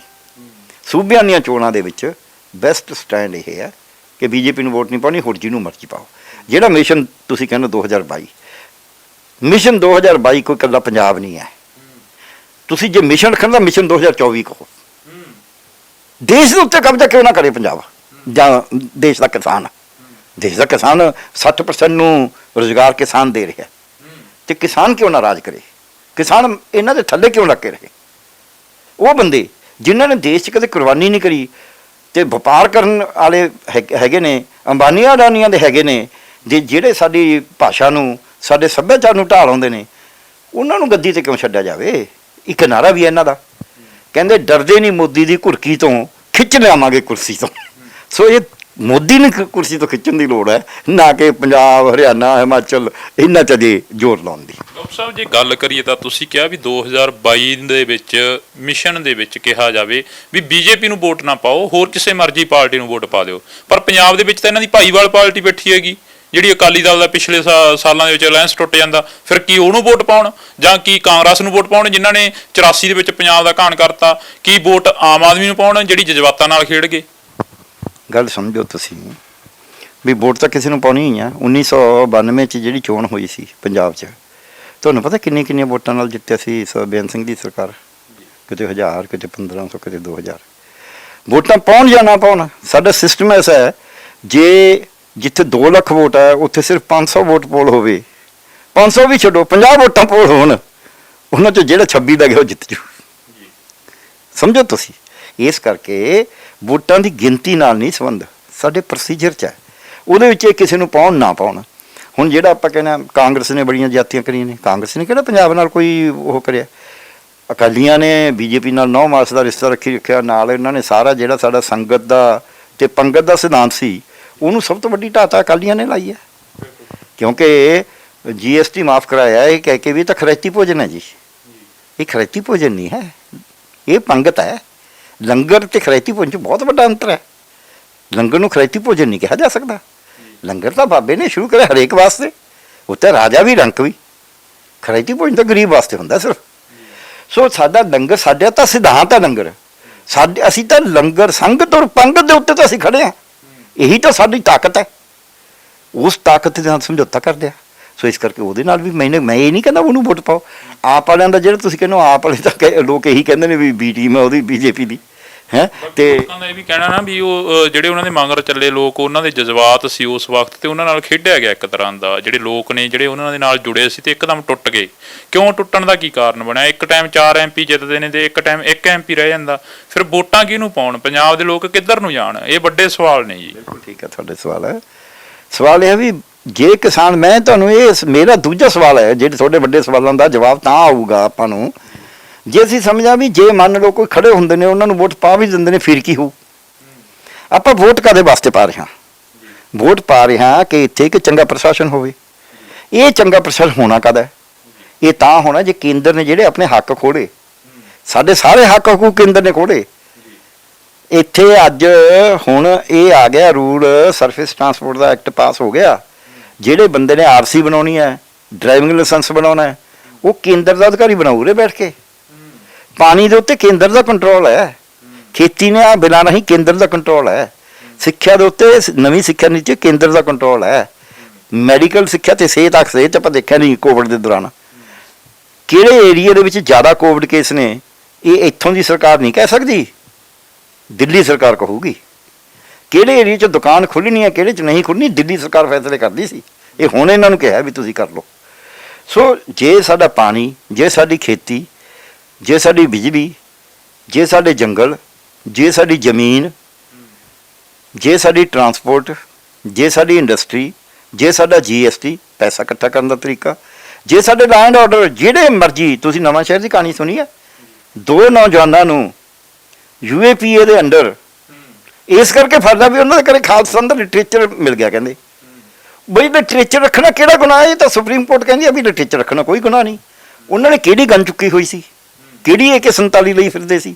ਜੇ ਤੁਸੀਂ ਐਂ ਲੋਕਾਂ ਨੂੰ ਫੜਨਾ ਹੈ, ਫਿਰ ਜਿਹੜੇ ਮਰਜ਼ੀ ਘਰ 'ਚ ਜਾ ਕੇ ਕਿਤੇ ਤੁਸੀਂ ਕਹੋਗੇ ਇੱਥੇ ਲਿਟਰੇਚਰ ਪਿਆ ਤਾਂ ਫੜ ਲਓਗੇ, ਕਿਤੇ ਤੁਸੀਂ ਕਹੋਗੇ ਇੱਥੇ ਜੀ ਇਹਨੇ ਠੀਕ ਤਰੀਕੇ ਨਾਲ ਨਹੀਂ ਰੱਖਿਆ ਤਾਂ ਫੜ ਲਓਗੇ, ਕਿਤੇ ਕਹੋਗੇ ਵੀ ਇਹ ਆਨੰਦਪੁਰ ਦਾ ਮਤਾ ਪਿਆ ਜੀ ਇਹਦੇ ਕੋਲੇ ਤਾਂ ਫੜ ਲਓਗੇ, ਕਿਤੇ ਕਹੋਗੇ ਜੀ ਇੱਥੇ ਨਕਸਲਾਈਟਾਂ ਦਾ ਇੱਕ ਪਰਚਾ ਪਿਆ ਇਸ ਕਰਕੇ ਫੜ ਲਓਗੇ। ਫਿਰ ਤੁਸੀਂ ਜਿਹਨੂੰ ਮਰਜ਼ੀ ਫੜੀ ਜਾਓਗੇ। ਇਹਦਾ ਮਤਲਬ ਤੁਸੀਂ ਬੌਧਿਕਤਾ ਦਾ ਵਿਕਾਸ ਰੋਕਣਾ ਚਾਹੁੰਦੇ ਹੋ। ਬੌਧਿਕਤਾ ਕੀ ਹੈ? ਬੌਧਿਕਤਾ ਦੇ ਵਿੱਚ ਖਾਲਿਸਤਾਨ ਬਾਰੇ ਪੜ੍ਹਨਾ, ਖਾਲਿਸਤਾਨ ਬਾਰੇ ਸਮਝਣਾ, ਨਕਸਲਾਈਟਾਂ ਬਾਰੇ ਪੜ੍ਹਨਾ, ਨਕਸਲਾਈਟਾਂ ਬਾਰੇ ਸਮਝਣਾ, ਵੱਖ-ਵੱਖ ਮੁਸਲਮਾਨਾਂ ਦੇ ਧਰਮਾਂ ਬਾਰੇ ਸਮਝਣਾ ਪੜ੍ਹਨਾ, ਹਿੰਦੂ ਧਰਮ ਬਾਰੇ ਪੜ੍ਹਨਾ ਸਮਝਣਾ, ਸਿੱਖ ਧਰਮ ਬਾਰੇ ਪੜ੍ਹਨਾ ਸਮਝਣਾ, ਦਲਿਤਾਂ ਬਾਰੇ ਪੜ੍ਹਨਾ ਸਮਝਣਾ, ਇਹ ਸਾਡੇ ਬੌਧਿਕ ਗਿਆਨ ਦਾ ਹਿੱਸਾ ਹੈ। ਜੇ ਅਸੀਂ ਬੌਧਿਕ ਗਿਆਨ ਹੀ ਬੰਦ ਕਰਤਾ ਇਹਦਾ ਮਤਲਬ ਇਹ ਨਹੀਂ ਹੁੰਦਾ ਵੀ ਉਹਨੂੰ ਫੋਲੋ ਉਸ ਤਰ੍ਹਾਂ ਕਰਨਾ। ਸੋ ਬੌਧਿਕ ਗਿਆਨ ਤਾਂ ਜ਼ਰੂਰੀ ਹੈ। ਜਬ ਲਗ ਦੁਨੀਆ ਰਹੀ ਹੈ ਨਾਨਕ, ਕਿਛ ਸੁਣੀਏ ਕਿਛ ਕਹੀਏ। ਤੇ ਸੁਣੀਏ ਤੇ ਕਹੀਏ ਤਾਂ ਕਰਾਂਗੇ ਜੇ ਕੁਝ ਪੜਾਂਗੇ। ਜੇ ਆਪਾਂ ਨੂੰ ਆਪ ਨੂੰ ਆਉਂਦਾ ਹੀ ਨਹੀਂ, ਪੱਲੇ ਕੱਖ ਨਹੀਂ, ਕਹਾਂਗੇ ਕੀ। ਸੋ ਇਸ ਕਰਕੇ ਅੱਜ ਬਿਲਕੁਲ ਜਿੱਥੇ ਪੰਜਾਬ ਇੰਨੀ ਦੇਰ ਤੋਂ ਚੱਲ ਰਿਹਾ ਹੈ, ਪੰਜਾਬ ਦੀ ਲੋੜ ਹੈ ਵੱਧ ਅਧਿਕਾਰਾਂ ਦੀ ਲੜਾਈ। ਕਿਸਾਨੀ ਮੋਰਚਾ ਲੋਕਾਂ ਨੂੰ ਜਿਹੜੇ ਨੌਨ ਕਿਸਾਨ ਨੇ, ਅਸੀਂ ਕੋਸ਼ਿਸ਼ ਕਰ ਰਹੇ ਹਾਂ ਇੱਥੇ ਹੁਣ ਵੀ ਆਪਾਂ ਇਹਨਾਂ ਨੇ ਤਾਂ ਹੋਰ ਕਿਸੇ ਨੇ ਕਰਨਾ ਨਹੀਂ। ਇੱਕ ਅਕਾਲੀ ਸੀਗੇ ਜਿਹੜੇ ਕਰ ਸਕਦੇ ਸੀ, ਉਹਨਾਂ ਨੇ ਆਪਦੇ ਆਪ ਨੂੰ ਇੱਕ ਕਿਸਮ ਦਾ ਉਹਨਾਂ ਕੋਲ ਹੀ ਚਲੇ ਗਏ। ਬਾਕੀ ਜੇ ਤੁਸੀਂ ਆਖੋ ਕਾਂਗਰਸ ਕਰੂਗੀ ਜਾਂ BSP ਕਰੂਗੀ ਜਾਂ BJP ਕਰੂਗੀ ਜਾਂ ਕਹਿ ਲਓ ਆਪ ਵਾਲੇ ਕਰਨਗੇ, ਉਹ ਬਿਲਕੁਲ ਨਹੀਂ ਕਰਨੀ ਪੰਜਾਬ ਦੇ ਵੱਧ ਅਧਿਕਾਰਾਂ ਦੀ ਗੱਲ। ਸੋ ਅੱਜ ਵੱਧ ਅਧਿਕਾਰਾਂ ਦੀ ਗੱਲ ਦੀ ਲੜਾਈ ਸ਼ੁਰੂ ਕਰ ਦੇਣੀ ਚਾਹੀਦੀ ਹੈ। ਇਹ 2022 ਨੂੰ ਕੋਈ ਐਂਡ ਨਾ ਮੰਨੋ, ਇੱਕ ਛੋਟਾ ਪੜਾਅ ਹੈ ਰਸਤੇ ਦੇ ਵਿੱਚ। ਜਿਹੋ ਜਿਹਾ ਪਹਿਲਾਂ ਸੀ ਉਹੋ ਜਿਹਾ ਕੋਈ ਜਿਹੜਾ ਮਰਜ਼ੀ ਆ ਜੇ। ਜੇ ਕਹਿੰਦੇ ਬਾਝ ਹੱਥਾਂ ਕਰਾ ਰਿਆਂ ਬੇਰੀ ਮਿੱਤ ਨਾ ਹੋ, ਤੁਸੀਂ ਮੰਨ ਕੇ ਚਲੋ ਵੀ ਜਿਹੜੀ ਸਰਕਾਰ ਆਊ ਸਾਡੀ ਦੁਸ਼ਮਣ ਹੋਏਗੀ, ਸਾਡੀ ਦੋਸਤ ਨਹੀਂ ਹੋ ਸਕਦੀ। ਔਰ ਜਿਹੜਾ ਵੀ ਕੁਛ ਉਹ ਤੋਂ ਲੈਣਾ ਪਊਗਾ ਸਾਨੂੰ ਲੜ ਕੇ ਲੈਣਾ ਪਊਗਾ। ਡਾਕਟਰ ਸਾਹਿਬ ਜੇ ਗੱਲ ਕਰੀਏ ਤਾਂ ਵੱਧ ਅਧਿਕਾਰਾਂ ਦੀ ਗੱਲ ਕਰੀਏ, ਤੁਸੀਂ ਪੰਜਾਬ ਦੇ ਅਧਿਕਾਰਾਂ ਦੀ ਗੱਲ ਕਰੀਏ ਵੀ ਵੱਧ ਅਧਿਕਾਰਾਂ ਦੀ ਗੱਲ ਤਾਂ ਜੇ ਆਪਾਂ ਦੇਖਿਆ ਜਾਵੇ 26 ਜਨਵਰੀ ਦੀ ਬਿਜਲੀ ਤੁਸੀਂ ਗੱਲ ਕਰ ਗਏ ਸੀ, ਦੀਪ ਸਿੱਧੂ ਵੀ ਕਹਿੰਦਾ ਵੀ ਸਾਨੂੰ ਪੰਜਾਬ ਦੇ ਹੱਕ ਦੇਣੇ ਚਾਹੀਦੇ ਆ। ਤੇ ਉਸ ਤੋਂ ਬਾਅਦ ਜੇ ਗੱਲ ਕਰੀਏ ਤਾਂ ਲੱਖਾ ਸਿਧਾਣਾ ਵੀ ਇਹੀ ਗੱਲ ਕਹਿੰਦਾ, ਨੌਜਵਾਨੀ ਤਾਂ ਕਹਿੰਦੀ ਹੈ ਨਾ ਵੀ ਸਾਨੂੰ ਪੰਜਾਬ ਦੇ ਹੱਕ ਮਿਲਣੇ ਚਾਹੀਦੇ ਆ। ਤੇ ਜੇ ਗੱਲ ਕਰੀਏ ਆਪਾਂ ਸਿਆਸੀ ਪਾਰਟੀਆਂ ਦੇ ਵਿੱਚੋਂ ਸਿਮਰਜੀਤ ਸਿੰਘ ਮਾਨ ਕਦੋਂ ਦੇ ਲੱਗੇ ਹੋਏ ਨੇ, ਉਹ ਕਹਿੰਦੇ ਨੇ ਵੀ ਪੰਜਾਬ ਨੂੰ ਪੰਜਾਬ ਦਾ ਹੱਕ ਮਿਲੇ। ਕੀ ਲੱਗਦਾ ਨਹੀਂ ਹੈਗਾ ਵੀ ਉਹਨਾਂ ਦੇ ਵਿੱਚੋਂ ਕਿਸੇ ਨੂੰ ਚਿਹਰਾ ਕਰਨਾ ਚਾਹੀਦਾ ਸਾਹਮਣੇ? ਬਿਲਕੁਲ ਨਹੀਂ, ਬਿਲਕੁਲ ਨਹੀਂ। ਮਾਨ ਸਾਹਿਬ ਨੂੰ ਤਾਂ ਦੇਤੀ ਸੀ ਇੰਨੀਆਂ, ਬਟ 2 ਵਾਰੀ ਜਿਤਾਇਆ ਮਾਨ ਸਾਹਿਬ ਨੂੰ। ਤੁਸੀਂ ਦੇਖੋ ਮਾਨ ਸਾਹਿਬ ਜਿੱਤੇ, ਤਿੰਦਰਪਾਲ ਜਿੱਤ ਰਹੇ ਨੇ, ਬਿਮਲ ਖਾਲਸਾ ਜਿੱਤ ਰਹੀ ਹੈ। ਲੋਕਾਂ ਨੇ ਬਥੇਰਾ ਕੁਛ ਕਰਿਆ। ਤੁਸੀਂ 4 MP ਕਰ ਤਾਂ 7-7 9 MP ਜਿਤਾਏ ਨੇ ਲੋਕਾਂ ਨੇ, ਪਰ ਕਿਹੜਾ ਉਹਨਾਂ ਨੇ ਵੱਧ ਅਧਿਕਾਰਾਂ ਦੀ ਗੱਲ ਕਰੀ? ਅਗਰ ਤੇ ਅੜ ਕੇ ਖੜ ਗਏ ਮੈਂ ਤਾਂ ਕੁਰਬਾਨ ਅੰਦਰ ਲੈ ਕੇ ਜਾਣੀ ਆ। ਪਰ ਉਹ ਕਿਰਪਾਨ ਦਾ ਵੀ ਕਿਹਾ ਜਾਂਦਾ ਕਿ ਵੀ ਅਕਾਲ ਤਖਤ ਤੋਂ ਹੁਕਮਨਾਮਾ ਜਾਰੀ ਹੋਇਆ, ਫੇਰ ਵੀ ਕਿਰਪਾਨ ਉਸ ਨੂੰ ਕਿਹਾ ਗਿਆ ਵੀ ਉੱਥੇ ਲੈ ਕੇ ਜਾਓ ਅੰਦਰ। ਅਕਾਲ ਤਖਤ ਸਾਰੀ ਰਲੀ ਮਿਲੀ ਸਾਜ਼ਿਸ਼ ਦਾ ਕਰਕੇ ਕਿਹਾ ਗਿਆ। ਬਥੇਰਾ ਕੁਛ ਹੁੰਦਾ ਹੈ, ਉਹ ਬਥੇਰਾ ਕੁਛ। ਤੁਸੀਂ ਮੈਨੂੰ ਐਂ ਦੱਸੋ ਵੀ ਤੁਸੀਂ MP ਕਾਹਦੇ ਵਾਸਤੇ ਭੇਜਦੇ ਹੋ ਉੱਥੇ? ਡਟ ਕੇ ਪੰਜਾਬ ਦੀ ਗੱਲ ਕਰੇ। ਜੇ ਕਿਸੇ ਹੋਰ ਹੀ ਇਸ਼ੂ ਦੇ ਉੱਤੇ ਖੜ ਕੇ ਬਾਹਰ ਬੈਠੇ ਰਹਿਣਾ ਫਿਰ ਤਾਂ ਕੋਈ ਫਾਇਦਾ ਨਹੀਂ ਨਾ। ਕਾਰਨ ਜੋ ਮਰਜ਼ੀ ਹੋ ਗਿਆ। ਜਾਂ ਤਾਂ ਪਹਿਲਾਂ ਮਾਮਲਾ ਹੁੰਦਾ ਫਿਰ ਚੋਣਾਂ ਹੀ ਨਾ ਲੜੋ। ਤੁਸੀਂ ਚੋਣਾਂ ਲੜਨ ਵੇਲੇ ਭਰੋ ਵੀ ਮੈਂ ਤਾਂ ਕਿਰਪਾਨ ਅੰਦਰ ਲੈ ਕੇ ਜਾਊਂ। ਜੇ ਸੰਵਿਧਾਨ ਅਲਾਉ ਨਹੀਂ ਕਰਦਾ ਫਿਰ ਲੜਾਈ ਕਰੋ। ਆਪਾਂ ਐ ਨਾ ਕਰੀਏ। ਜਿਹੜਾ ਰੈਸ਼ਨਲ ਤੁਸੀਂ ਫੈਸਲਾ ਕਰ ਲਿਆ ਸੰਵਿਧਾਨ ਦੇ ਅੰਦਰ, ਫਿਰ ਕਿਉਂ ਚੋਣ ਲੜਦੇ ਹੋ? ਫਿਰ ਚੋਣ ਤਾਂ ਸੰਵਿਧਾਨ ਦੇ ਅੰਦਰ ਹੋ ਰਹੀ ਹੈ ਨਾ, ਫਿਰ ਕਿਉਂ ਲੜਦੇ ਹੋ? ਦੂਜੀ ਗੱਲ, ਜਿਹੜੇ ਤੁਸੀਂ ਦੀਪ ਸਿੱਧੂ ਤੇ ਲੱਖੇ ਸਿਧਾਣਾ ਦੀ ਗੱਲ ਕਰਦੇ ਹੋ, ਦੀਪ ਸਿੱਧੂ ਲੀਡ ਕਰਨ ਵਾਲਾ ਜਿਹੜਾ ਉੱਥੇ ਜਾ ਕੇ ਕੇਸਰੀ ਨਿਸ਼ਾਨ ਸਿਰ ਦੇ ਕੇ ਲਿਆ ਹੋਇਆ, ਉੱਤੇ ਨਿਸ਼ਾਨ ਚਲਾ ਕੇ ਭੱਜ ਗਿਆ। ਬਾਅਦ ਚ ਕਹਿੰਦਾ ਮੈਂ ਤਾਂ ਪੁਲਿਸ ਦੀ ਮਦਦ ਕਰਨ ਗਿਆ ਸੀ। ਅਸੀਂ ਭਗਤ ਸਿੰਘ ਦੇ ਵਾਰਸ ਹਾਂ, ਅਸੀਂ ਕਰਤਾਰ ਸਿੰਘ ਸਰਾਭਾ ਦੇ ਵਾਰਸ ਹਾਂ, ਜਿਹਨੇ 18 ਸਾਲ ਦੀ ਉਮਰ 'ਚ ਫਾਂਸੀ ਚੱਲੀ ਸੀ। ਅਸੀਂ ਇਹ ਭੱਜਣ ਵਾਲੇ ਨਹੀਂ ਹਾਂ। ਅਸੀਂ ਆਰਿਆਂ ਨਾਲ ਚੀਰਿਆਂ ਵਾਲੇ ਜਾਣ ਦੇ ਵਾਰਸ ਹਾਂ। ਅਸੀਂ ਦੇਗਾਂ ਚੁੱਬਣ ਵਾਲਿਆਂ ਦੇ ਵਾਰਸ ਹਾਂ। ਅਸੀਂ ਸੀਸ ਦੇਣ ਵਾਲਿਆਂ ਦੇ ਵਾਰਸ ਹਾਂ। ਅਸੀਂ ਪੁਲਿਸ ਦੇ ਮਦਦਗਾਰਾਂ ਦੇ ਵਾਰਸ ਨਹੀਂ ਹਾਂ। ਪੁਲਿਸ ਦਾ ਮਦਦਗਾਰ ਕੌਣ ਸੀ? ਜਥੇਦਾਰ ਅਰੂੜ ਸਿੰਘ, ਜਿਹਨੇ ਜਨਰਲ ਡਾਇਰ ਨੂੰ ਸਰੋਪਾ ਦਿੱਤਾ ਸੀ। ਕਹਿੰਦਾ ਤਾਂ ਉਹ ਵੀ ਬਥੇਰਾ ਸੀ, ਮੈਂ ਤਾਂ ਬੜਾ ਸਿੱਖ ਧਰਮ ਦਾ ਹਾਂ। ਕਹਿ ਨਾ ਹੋਰ ਗੱਲ ਹੈ। ਲੱਖਾ ਸਿਧਾਣਾ ਕਹਿੰਦਾ, ਲੱਖਾ ਸਿਧਾਣਾ ਇੰਨੀ ਦੇਰ ਤੋਂ ਕਰ ਰਿਹਾ ਹੈ, ਪੰਜਾਬੀ ਦਾ ਕੀ ਕਰ ਲਿਆ ਉਹਨੇ? ਕਰੀ ਕੋਈ ਮੂਵਮੈਂਟ ਲਾਂਚ? ਇੱਕ ਹੁੰਦੇ ਆ ਕੱਢੇ ਕਰੀ ਜਾਓ ਕੁਛ, ਕੱਢੇ ਕੁਛ ਨਹੀਂ ਹੋਣਾ। ਮੂਵਮੈਂਟ ਲਾਂਚ ਨਹੀਂ ਕਰ ਸਕਦੇ ਕਿਉਂਕਿ ਹੀਰੋਇਜ਼ਮ ਹੈ। ਵੱਡੇ ਮੂਵਮੈਂਟ ਉਦੋਂ ਲਾਂਚ ਹੁੰਦੀ ਹੈ ਜਦ ਤੁਸੀਂ ਗਰਮ ਨਰਮ ਹਰ ਤਰ੍ਹਾਂ ਦੇ ਬੰਦੇ ਨੂੰ ਨਾਲ ਲੈ ਕੇ ਚੱਲਣਾ ਸਿੱਖੋ। ਤੁਸੀਂ ਕੋਈ ਚੌਧਰੀ ਮੈਂ ਰਹਿਣਾ, ਲੋਕ ਤੁਹਾਨੂੰ ਆਪ ਹੀ ਚੌਧਰੀ ਬਣਾ ਲੈਣਗੇ ਜੇ ਤੁਸੀਂ ਸੱਚੀ ਮੁੱਚੀ ਚੌਧਰੀ ਹੋ। ਜੇ ਤੁਸੀਂ ਸੱਚੀ ਮੁੱਚੀ ਚੌਧਰੀ ਨਹੀਂ ਹੈਗੇ ਤਾਂ ਫਿਰ ਨਹੀਂ ਬਣੋਗੇ। ਲੱਖਾ ਸਿਧਾਣਾ ਲੁਕਦਾ ਫਿਰਦਾ ਰਿਹਾ ਇੰਨੀ ਦੇਰ। ਲੁੱਕ ਉਹਨੇ ਕੀ ਗੇਨ ਕਰਿਆ? ਉਹਨਾਂ ਨੇ ਕਿਹਾ ਕਿ ਉਹ ਵੀ ਅਰੈਸਟ ਹੋਇਆ। ਮੈਂ ਸਵਾਲ ਪੁੱਛਦਾ, ਦੀਪ ਸਿੱਧੂ ਅਰੈਸਟ ਹੋ ਗਿਆ ਸੀ ਨਾ, ਚਾਹੇ ਕਿਵੇਂ ਮਰਜ਼ੀ ਕਰਿਆ ਅਗਲੇ ਨੇ। ਲੱਖਾ ਸਿਧਾਣਾ ਹੋ ਜਾਂਦਾ ਉਹਦੀ ਵੀ ਜ਼ਮਾਨਤ ਹੋ ਜਾਣੀ ਸੀ। ਘੱਟੋ ਘੱਟ ਇਹ ਤਾਂ ਨਾ ਹੁੰਦਾ। ਹੁਣ ਉਹਨੇ ਜ਼ਮਾਨਤ ਹੁਣ ਕਰਾ ਕੇ ਹੁਣ ਵੀ ਉਹਨਾਂ ਕੋਲ ਪੇਸ਼ ਹੋ ਰਿਹਾ। ਮੈਨੂੰ ਕੋਈ ਪ੍ਰੋਬਲਮ ਨਹੀਂ ਹੈ, ਉਹ ਆਪਦਾ ਜੋ ਮਰਜ਼ੀ ਕਰਨਾ। ਉਹਨਾਂ ਦਾ ਏਮ ਇਹ ਸੀ ਵੀ ਅਸੀਂ ਕਿਸਾਨ ਅੰਦੋਲਨ ਨੂੰ ਖਰਾਬ ਕਰਕੇ ਅਸੀਂ ਚੋਣਾਂ ਲੜਨੀਆਂ ਨੇ, ਤੇ ਉਹਨਾਂ ਨੇ ਖਰਾਬ ਕਰਤਾ ਆਪਦੇ ਵੱਲੋਂ। ਨਹੀਂ ਤਾਂ 26 ਜਨਵਰੀ ਨੂੰ ਜਿੱਤ ਹੋਣੀ ਸੀ, ਮੋਦੀ ਸਰਕਾਰ ਦੀ ਪਿੱਠ ਲੱਗਣੀ ਸੀ, ਪੰਜਾਬੀਆਂ ਦਾ ਐ ਉਹ ਬੁਲੰਦ ਹੋਣਾ ਸੀ ਚਿਹਰਾ। ਜਿਹੜਾ ਸਾਨੂੰ 84 'ਚ ਸਾਡੇ ਨਾਲ ਧੱਕਾ ਹੋਇਆ ਸੀ ਨਾ, ਉਹਦਾ ਇੱਕ ਕਿਸਮ ਦਾ ਬਦਲਾ ਹੋ ਜਾਣਾ ਸੀ ਦਿੱਲੀ ਸਰਕਾਰ ਕੋਲੋਂ, ਦਿੱਲੀ ਦਰਬਾਰ ਕੋਲੋਂ। ਉਹ ਬਦਲਾ ਲੈ ਨਹੀਂ ਦਿੱਤਾ ਸਾਨੂੰ, 26 ਨੂੰ ਮਿਲਣਾ ਸੀ ਉਹ ਬਦਲਾ। ਉਹ ਕਿਸ ਹਿਸਾਬ ਨਾਲ ਮਿਲਣਾ ਸੀ, ਜਿਹੜੇ ਹਿਸਾਬ ਨਾਲ ਤੁਸੀਂ ਕਿਸ ਹਿਸਾਬ ਨਾਲ ਸੋਚਿਆ ਵੀ ਇਸ ਹਿਸਾਬ ਨਾਲ ਸਾਨੂੰ 26 ਜਨਵਰੀ ਨੂੰ ਬਦਲਾ ਉਹ ਮਿਲ ਜਾਣਾ ਸੀ? ਕਿਉਂਕਿ ਜਦ ਜੇ ਲਾਲ ਕਿਲੇ ਵੱਲ ਨਾ ਜਾਂਦੇ, ਜਿਹੜੇ ਦੂਜੇ ਪਾਸੇ ਲੋਕਾਂ ਨਾਲ ਤਾਂ ਫੋਟੋ ਬਰਸਾ ਰਹੇ ਸੀ, ਦੁਨੀਆ ਦੇ ਵਿੱਚ ਇਹਦੀ ਕੁਰੇ ਹੋ ਜਾਣੀ ਸੀ। ਹੁਣ ਜਦ ਇਹ ਉੱਥੇ ਚਲੇ ਗਏ, ਉਹ ਦੂਜੇ ਪਾਸੇ ਲੋਕਾਂ ਨੇ ਫੋਟੋ ਫਿਰ ਵੀ ਬਰਸਾਏ, ਲੋਕਾਂ ਨੇ ਖਿਲਾਇਆ ਵੀ, ਪਰ ਉਹ ਤਾਂ ਕਿਉਂਕਿ ਪ੍ਰੈਸ ਵਾਸਤੇ ਤਾਂ ਦੂਜੀ ਚੀਜ਼ ਹੋ ਗਈ। ਪ੍ਰੈਸ ਨੇ ਤਾਂ ਲਾਲ ਕਿਲੇ ਵਾਲੀ ਘਟਨਾ ਦਿਖਾਉਣੀ ਸ਼ੁਰੂ ਕਰਤੀ, ਵਿਆਹ ਹੋਗਾ ਜੀ, ਐਂ ਹੋਗਾ ਜੀ, ਫਲਾ। ਸਰਕਾਰ ਰਲੀ ਹੋਈ ਸੀ। ਮੈਂ ਕਿਉਂ ਕਹਿੰਦਾ ਸਰਕਾਰ ਰਲੀ ਸੀ? ਲਾਲ ਕਿਲੇ ਨੂੰ ਖੁੱਲ੍ਹਾ ਕਿਹਨੇ ਛੱਡਿਆ?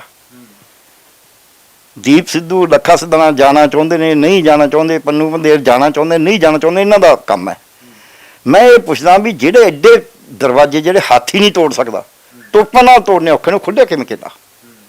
ਉਹਦਾ ਬਾਹਰਲਾ ਪਰਿਸਰ ਖੁੱਲ੍ਹਾ ਕਿਹਨੇ ਛੱਡਿਆ? ਉਹ ਤਾਂ ਗ੍ਰਹਿ ਮੰਤਰੀ ਦੀ ਜ਼ਿੰਮੇਵਾਰੀ ਸੀ ਨਾ, ਉਹਨੂੰ ਉਹਦਾ ਸੰਭਾਲ ਕਰਨੀ। ਗ੍ਰਹਿ ਸਕੱਤਰ ਦੀ ਜ਼ਿੰਮੇਵਾਰੀ ਸੀ ਨਾ, ਦਿੱਲੀ ਦੇ ਦੀ, ਕੇਂਦਰ ਦੇ ਦੀ। ਉਹ ਤਾਂ ਪੁਲਿਸ ਦੇ DCP ਦੀ ਜ਼ਿੰਮੇਵਾਰੀ ਸੀ ਨਾ, ਉਹਨਾਂ ਜਾਣ ਕੇ ਖੁੱਲ੍ਹਾ ਛੱਡਿਆ ਕਿਉਂਕਿ ਉਹ ਸਾਡੇ ਅੰਦੋਲਨ ਨੂੰ ਖਰਾਬ ਕਰਨਾ ਚਾਹੁੰਦੇ ਸੀ। ਉਹਦੇ ਅੰਦੋਲਨ ਇੰਨੀ ਪੀਕ ਤੇ ਸੀ, ਉਹਦੇ ਤਾਂ ਦੁਨੀਆ ਦੇ ਵਿੱਚ ਹੋਈ ਪਈ ਸੀ। ਬੱਲੇ ਬੱਲੇ, ਆਪਾਂ ਸਾਰੇ ਸੰਸਾਰ ਦੇ ਵਿੱਚ ਰਹਿ ਰਹੇ ਹਾਂ, ਆਪਾਂ ਇਕੱਲੇ ਨਹੀਂ ਰਹਿ ਰਹੇ। ਉਦੋਂ ਮੁੜ ਕੇ ਸਾਡਾ ਜਿਹੜਾ ਆਮ ਲੋਕਾਂ ਦਾ, ਈਵਨ ਪੰਜਾਬ ਦੇ ਲੋਕਾਂ ਦਾ ਮਨ ਜਾ ਟੁੱਟ ਗਿਆ ਵੀ ਯਾਰ ਉੱਥੇ ਪਤਾ ਨਹੀਂ ਕੀ ਹੋ ਜੇ। ਲੋਕ ਸ਼ਾਂਤੀ 'ਚ ਤਾਂ ਤੁਹਾਡੇ ਨਾਲ ਰਲਣ ਨੂੰ ਤਿਆਰ ਨੇ, ਇੱਟ ਵੱਟਿਆਂ 'ਚ ਬਹੁਤੇ ਨਹੀਂ ਰਲਣ ਨੂੰ ਤਿਆਰ ਹੁੰਦੇ। ਉਹ ਕਹਿੰਦੇ ਯਾਰ ਇੱਥੇ ਕੀ ਪਤਾ ਕੀ ਹੋ ਜੇ। ਸ਼ਾਂਤਮਈ ਅੰਦੋਲਨ ਨਾਲ ਤੁਸੀਂ ਜਿਹੜੇ ਇਹ ਸਮਝਦੇ ਨੇ ਵੀ ਬਾਬਾ ਬਘੇਲ ਸਿੰਘ ਫੜਾ, ਕੋਈ ਜ਼ਮਾਨਾ ਹੁੰਦਾ ਹੈ, ਹਰ ਚੀਜ਼ ਦਾ ਇੱਕ ਜ਼ਮਾਨਾ ਹੁੰਦਾ ਹੈ। ਹੁਣ ਉਹ ਹਾਥੀ ਘੋੜਿਆਂ ਦੀ ਲੜਾਈ ਨਹੀਂ ਰਹੀ। ਅਤੇ ਦੂਜੀ ਗੱਲ ਤੁਸੀਂ ਲੈ ਲਓ, ਮੈਂ ਕਹਿੰਦਾ ਹਾਥੀ ਘੋੜੇ ਵੀ ਛੱਡੋ, ਤੁਸੀਂ ਫਰਜ਼ ਕਰੋ ਤੁਹਾਡੇ ਕੋਲ 10 ਰਫੇਲ ਆ ਜਾਣ, ਫਿਰ ਤੁਸੀਂ ਹਿੰਦੁਸਤਾਨ ਦੀ ਸਰਕਾਰ ਨੂੰ ਹਰਾ ਦੋਗੇ? ਤੁਹਾਡੇ ਖਿਆਲ 'ਚ ਖਾਮ ਖਿਆਲੀ ਨਹੀਂ ਰੱਖੀ ਰਹੀ। ਫਿਰ ਤਾਂ ਅੱਜ ਨੂੰ ਪਾਕਿਸਤਾਨ ਕਬਜ਼ਾ ਕਰ ਲੈਂਦਾ। ਪਾਕਿਸਤਾਨ ਤਾਂ ਇਹ ਜਿੰਨਾ ਵੀ ਕਹਿੰਦੇ ਨੇ ਅਸੀਂ ਆਹ ਕਰ ਲਾਂਗੇ, ਉਹ ਕਰ ਲਾਂਗੇ, ਪਾਕਿਸਤਾਨ ਤਾਂ ਇਦੋਂ ਜ਼ਿਆਦਾ ਤਕੜਾ ਹੈਗਾ ਹੀ ਹੈ ਨਾ। ਅਤੇ ਫਿਰ ਪਾਕਿਸਤਾਨ ਨੇ ਹਿੰਦੁਸਤਾਨ 'ਤੇ ਕਿਉਂ ਨਾ ਕਬਜ਼ਾ ਕਰ ਲਿਆ? ਜੇ ਹਿੰਦੁਸਤਾਨ ਇੰਨਾ ਹੀ ਕਮਜ਼ੋਰ ਸੀ, ਚੀਨ ਨੇ ਕਿਉਂ ਨਾ ਕਰ ਲਿਆ ਇੱਥੇ? ਸੋ ਆਪਾਂ ਇੰਨੀ ਖਾਮ ਖਿਆਲੀ ਨਾ ਰੱਖੀਏ। ਜਿੰਨਾ ਚਿਰ ਜੇ ਤੁਸੀਂ ਸੋਚਦੇ ਹੋ ਵੀ ਅਸੀਂ ਗਨਾਂ ਨਾਲ ਕਬਜ਼ਾ ਕਰ ਲਾਂਗੇ, ਗਨਾਂ ਨਾਲ ਨਹੀਂ ਹੋਣਾ। ਸ਼ਾਂਤਮਈ ਸਟਰਗਲ ਨਾਲ ਹੋਣਾ। ਵੀ ਦੇਖੋ ਜੀ ਸਾਡੇ ਨਾਲ ਧੱਕਾ ਕਰਦੇ ਨੇ, ਸਾਡੇ ਹੱਕ ਨੇ, ਸਾਨੂੰ ਦੇ ਹੀ ਨਹੀਂ ਰਹੇ। ਆ ਕਿਸਾਨ ਅੰਦੋਲਨ ਦੀ ਹੋਰ ਕੀ ਹੋਈ ਸੀ? UNO ਤੱਕ ਆਵਾਜ਼ ਉੱਠ ਖੜੀ ਸੀ। ਆ ਹੁਣ UNO ਦੀ ਇੱਕ ਬਾਡੀ ਨੇ ਕਿਹਾ, ਜਿਹੜਾ ਸਟੀਨ ਸਵਾਮੀ ਦੀ ਡੈਥ ਹੋਈ ਹੈ, ਵੀ ਤੁਸੀਂ ਐਵੇਂ ਇਹਨਾਂ ਨੂੰ ਫੜ ਕੇ ਅੰਦਰ ਕਰਿਆ ਹੋਇਆ ਮਨੁੱਖੀ ਅਧਿਕਾਰਾਂ ਦਾ ਘਾਣ ਕਰਤਾ। ਉਹਨਾਂ ਨੇ ਕਿਹੜਾ ਕੋਈ ਗਨ ਚੁੱਕੀ ਹੋਈ ਸੀ? ਸੋ ਆਪਾਂ ਸਮਝੀਏ, ਅੱਜ ਪੰਜਾਬ ਨੂੰ ਲੋੜ ਹੈ ਕਿ ਪੰਜਾਬ ਦੇ ਹੱਕ ਮਿਲਣ, ਪੰਜਾਬ ਦਾ ਸੱਭਿਆਚਾਰ ਪ੍ਰਫੁੱਲਿਤ ਹੋਵੇ। ਉਹ ਜਿਹੜਾ ਸਾਡੇ ਨਾਲ ਵਾਅਦਾ ਕਰਿਆ ਸੀ ਪੰਜਾਬੀਆਂ ਨਾਲ, ਖਾਸ ਕਰਕੇ ਸਿੱਖਾਂ ਨਾਲ, ਅਸੀਂ ਇੰਨੀਆਂ ਕੁਰਬਾਨੀਆਂ ਕਰੀਆਂ ਕਿ ਕੋਈ ਨਹੀਂ, ਤੁਸੀਂ ਆਪਦਾ ਐਨ ਪੂਰਾ ਇੱਥੇ ਇੰਜੋਏ ਕਰੋਗੇ, ਵਧੀਆ ਪ੍ਰਫੁੱਲਤ ਹੋਵੋਗੇ। ਉਹ ਵਾਅਦਾ ਤੋੜਤਾ ਨਹਿਰੂ ਨੇ ਉਸੇ ਵਕਤ ਹੀ। ਡਾਕਟਰ ਸਾਹਿਬ, ਜੇ ਗੱਲ ਕਰੀਏ ਤਾਂ ਜਿਵੇਂ ਹੁਣ ਤੁਸੀਂ ਕਿਹਾ ਵੀ ਪੰਜਾਬ ਨੂੰ ਪੰਜਾਬ ਦੇ ਹੱਕ ਮਿਲਣ, 47 ਤੋਂ ਬਾਅਦ ਲਗਾਤਾਰ ਪਹਿਲਾਂ ਮਾਸਟਰ ਤਾਰਾ ਸਿੰਘ ਵਰਗੇ ਜੂਝਦੇ ਰਹੇ। ਉਸ ਤੋਂ ਬਾਅਦ ਜੇ ਆਪਾਂ 78 ਦੀ ਗੱਲ ਕਰੀਏ ਜਾਂ 66 ਦੀ ਗੱਲ ਕਰੀਏ ਤਾਂ ਉਦੋਂ ਫਿਰ ਸੰਤ ਜਰਨੈਲ ਸਿੰਘ ਭਿੰਡਰਾਂ ਵਾਲੇ ਹੋਰੇ ਆ ਗਏ। ਅਤੇ ਜੇ ਉਸ ਤੋਂ ਬਾਅਦ ਮਨੁੱਖੀ ਅਧਿਕਾਰਾਂ ਦੀ ਗੱਲ ਕਰੀਏ ਤਾਂ ਜਸਵੰਤ ਸਿੰਘ ਖਾਲੜੇ ਹੋਰੀ ਆ ਜਾਂਦੇ ਨੇ। ਇਹਨਾਂ ਨੂੰ ਜਦੋਂ ਉਹ ਹੱਕ ਮੰਗਦੇ ਨੇ ਤਾਂ ਫਿਰ ਸ਼ਹੀਦੀਆਂ ਕਿਉਂ ਪੈਂਦੀਆਂ ਨੇ ਪੰਜਾਬ ਦੇ ਪੱਲੇ? ਉਹਨਾਂ ਨੂੰ ਮਾਰਿਆ ਕੁੱਟਿਆ ਕਿਉਂ ਜਾਂਦਾ? ਇਹ ਕਿਉਂ ਹੁੰਦਾ ਫਿਰ ਪੰਜਾਬ ਦੇ ਨਾਲ ਵਿਤਕਰਾ? ਤੁਸੀਂ ਅੱਧਾ ਇਤਿਹਾਸ ਦੇਖ ਰਹੇ ਹੋ, ਬਿਲਕੁਲ ਨਹੀਂ। ਤੁਸੀਂ ਸਾਰਾ ਇਤਿਹਾਸ ਦੇਖੇ, ਕੋਈ ਮਾਸਟਰ ਤਾਰਾ ਸਿੰਘ ਨੂੰ ਮਾਰਿਆ ਕੁੱਟਿਆ ਨਹੀਂ, ਅਕਾਲੀ ਦਲ ਦਾ ਦਫੇੜ ਪਿਆ। ਮਾਸਟਰ ਤਾਰਾ ਸਿੰਘ ਨੂੰ ਲੰਬੇ ਕਰਕੇ ਸੰਤ ਚੰਨਨ ਸਿੰਘ ਤੇ ਸੰਤ ਫਤਿਹ ਸਿੰਘ ਆਏ। ਸੰਤ ਚੰਨਨ ਸਿੰਘ ਤੇ ਸੰਤ ਫਤਿਹ ਸਿੰਘ ਨੇ, ਇਹ ਬਾਦਲ ਸਾਹਿਬ ਹੋਰਾਂ ਨੇ, ਇਹ ਰਲ ਕੇ ਵੀ ਸਿੱਖ ਮੈਜੋਰਟੀ ਸੂਬਾ ਮਿਲ ਜੇ, ਜੋ ਮਰਜ਼ੀ ਹੋ ਜਾਏ, ਸੂਬੇ ਨੂੰ ਛੋਟਾ ਕਰਿਆ। ਸਾਡੇ ਅਧਿਕਾਰ ਆਪ ਘਟਾਏ ਨੇ ਕਿ ਵੀ ਸਿੱਖ ਮੈਜੋਰਟੀ ਹੋ ਜਾਏ, ਸਾਡਾ ਰਾਜ ਬਣ ਜੇ। ਫਿਰ ਗੁਰੂ ਨਾਨਕ ਸਿੰਘ ਦੀ ਸਰਕਾਰ ਬਣੀ, 2 ਵਾਰੀ ਉਹਨੂੰ ਚੱਲਣ ਨਹੀਂ ਦਿੱਤਾ, ਤੋੜੀ। ਫਿਰ ਲਛਮਣ ਸਿੰਘ ਗਿੱਲ ਦੀ ਬਣੀ, ਉਹ ਪੰਜਾਬੀ ਲਾਗੂ ਕਰਕੇ ਗਿਆ, ਅਕਾਲੀਆਂ ਨੇ ਨਹੀਂ ਲਾਗੂ ਕਰੀ। ਉਰੇ ਸੜਕਾਂ ਉਹਨੇ ਬਣਾਈਆਂ ਨੇ, ਆ ਲਿੰਕ ਰੋਡ ਇਹਨਾਂ ਨੇ ਕੀ ਕਰਿਆ? ਮੁੜ ਕੇ ਫਿਰ ਬਾਦਲ ਸਾਹਿਬ ਵਜਾ ਬਣਨਗੇ, ਉਦੋਂ ਮੁੜ ਕੇ ਬਾਦਲ ਸਾਹਿਬ ਹੀ ਨੇ। 4 ਮੁੱਖ ਮੰਤਰੀ ਬਦਲੇ ਉਸ ਸਰਕਾਰ 'ਚ 66 ਦੇ ਵਿੱਚ। ਫਿਰ ਕੁੰਡ ਬਣਾ ਲਏ ਕਿ ਅਸੀਂ ਚੰਡੀਗੜ੍ਹ ਪੰਜਾਬ ਨੂੰ ਲੈਣਾ। ਫਿਰ ਸੜੇ ਕਿਉਂ ਨਾ? ਗਿਰੇ ਜੇ ਦੇਈ ਗਏ ਵੀ ਹੁਕਮ ਸਿੰਘ ਆਊਗਾ ਜੀ ਸਾਨੂੰ। ਕਿੱਥੇ ਸ਼ਹੀਦੀ ਦਿੱਤੀ ਉਹ? ਤੁਸੀਂ ਕੌਣ ਕਹਿੰਦੇ ਹੋ?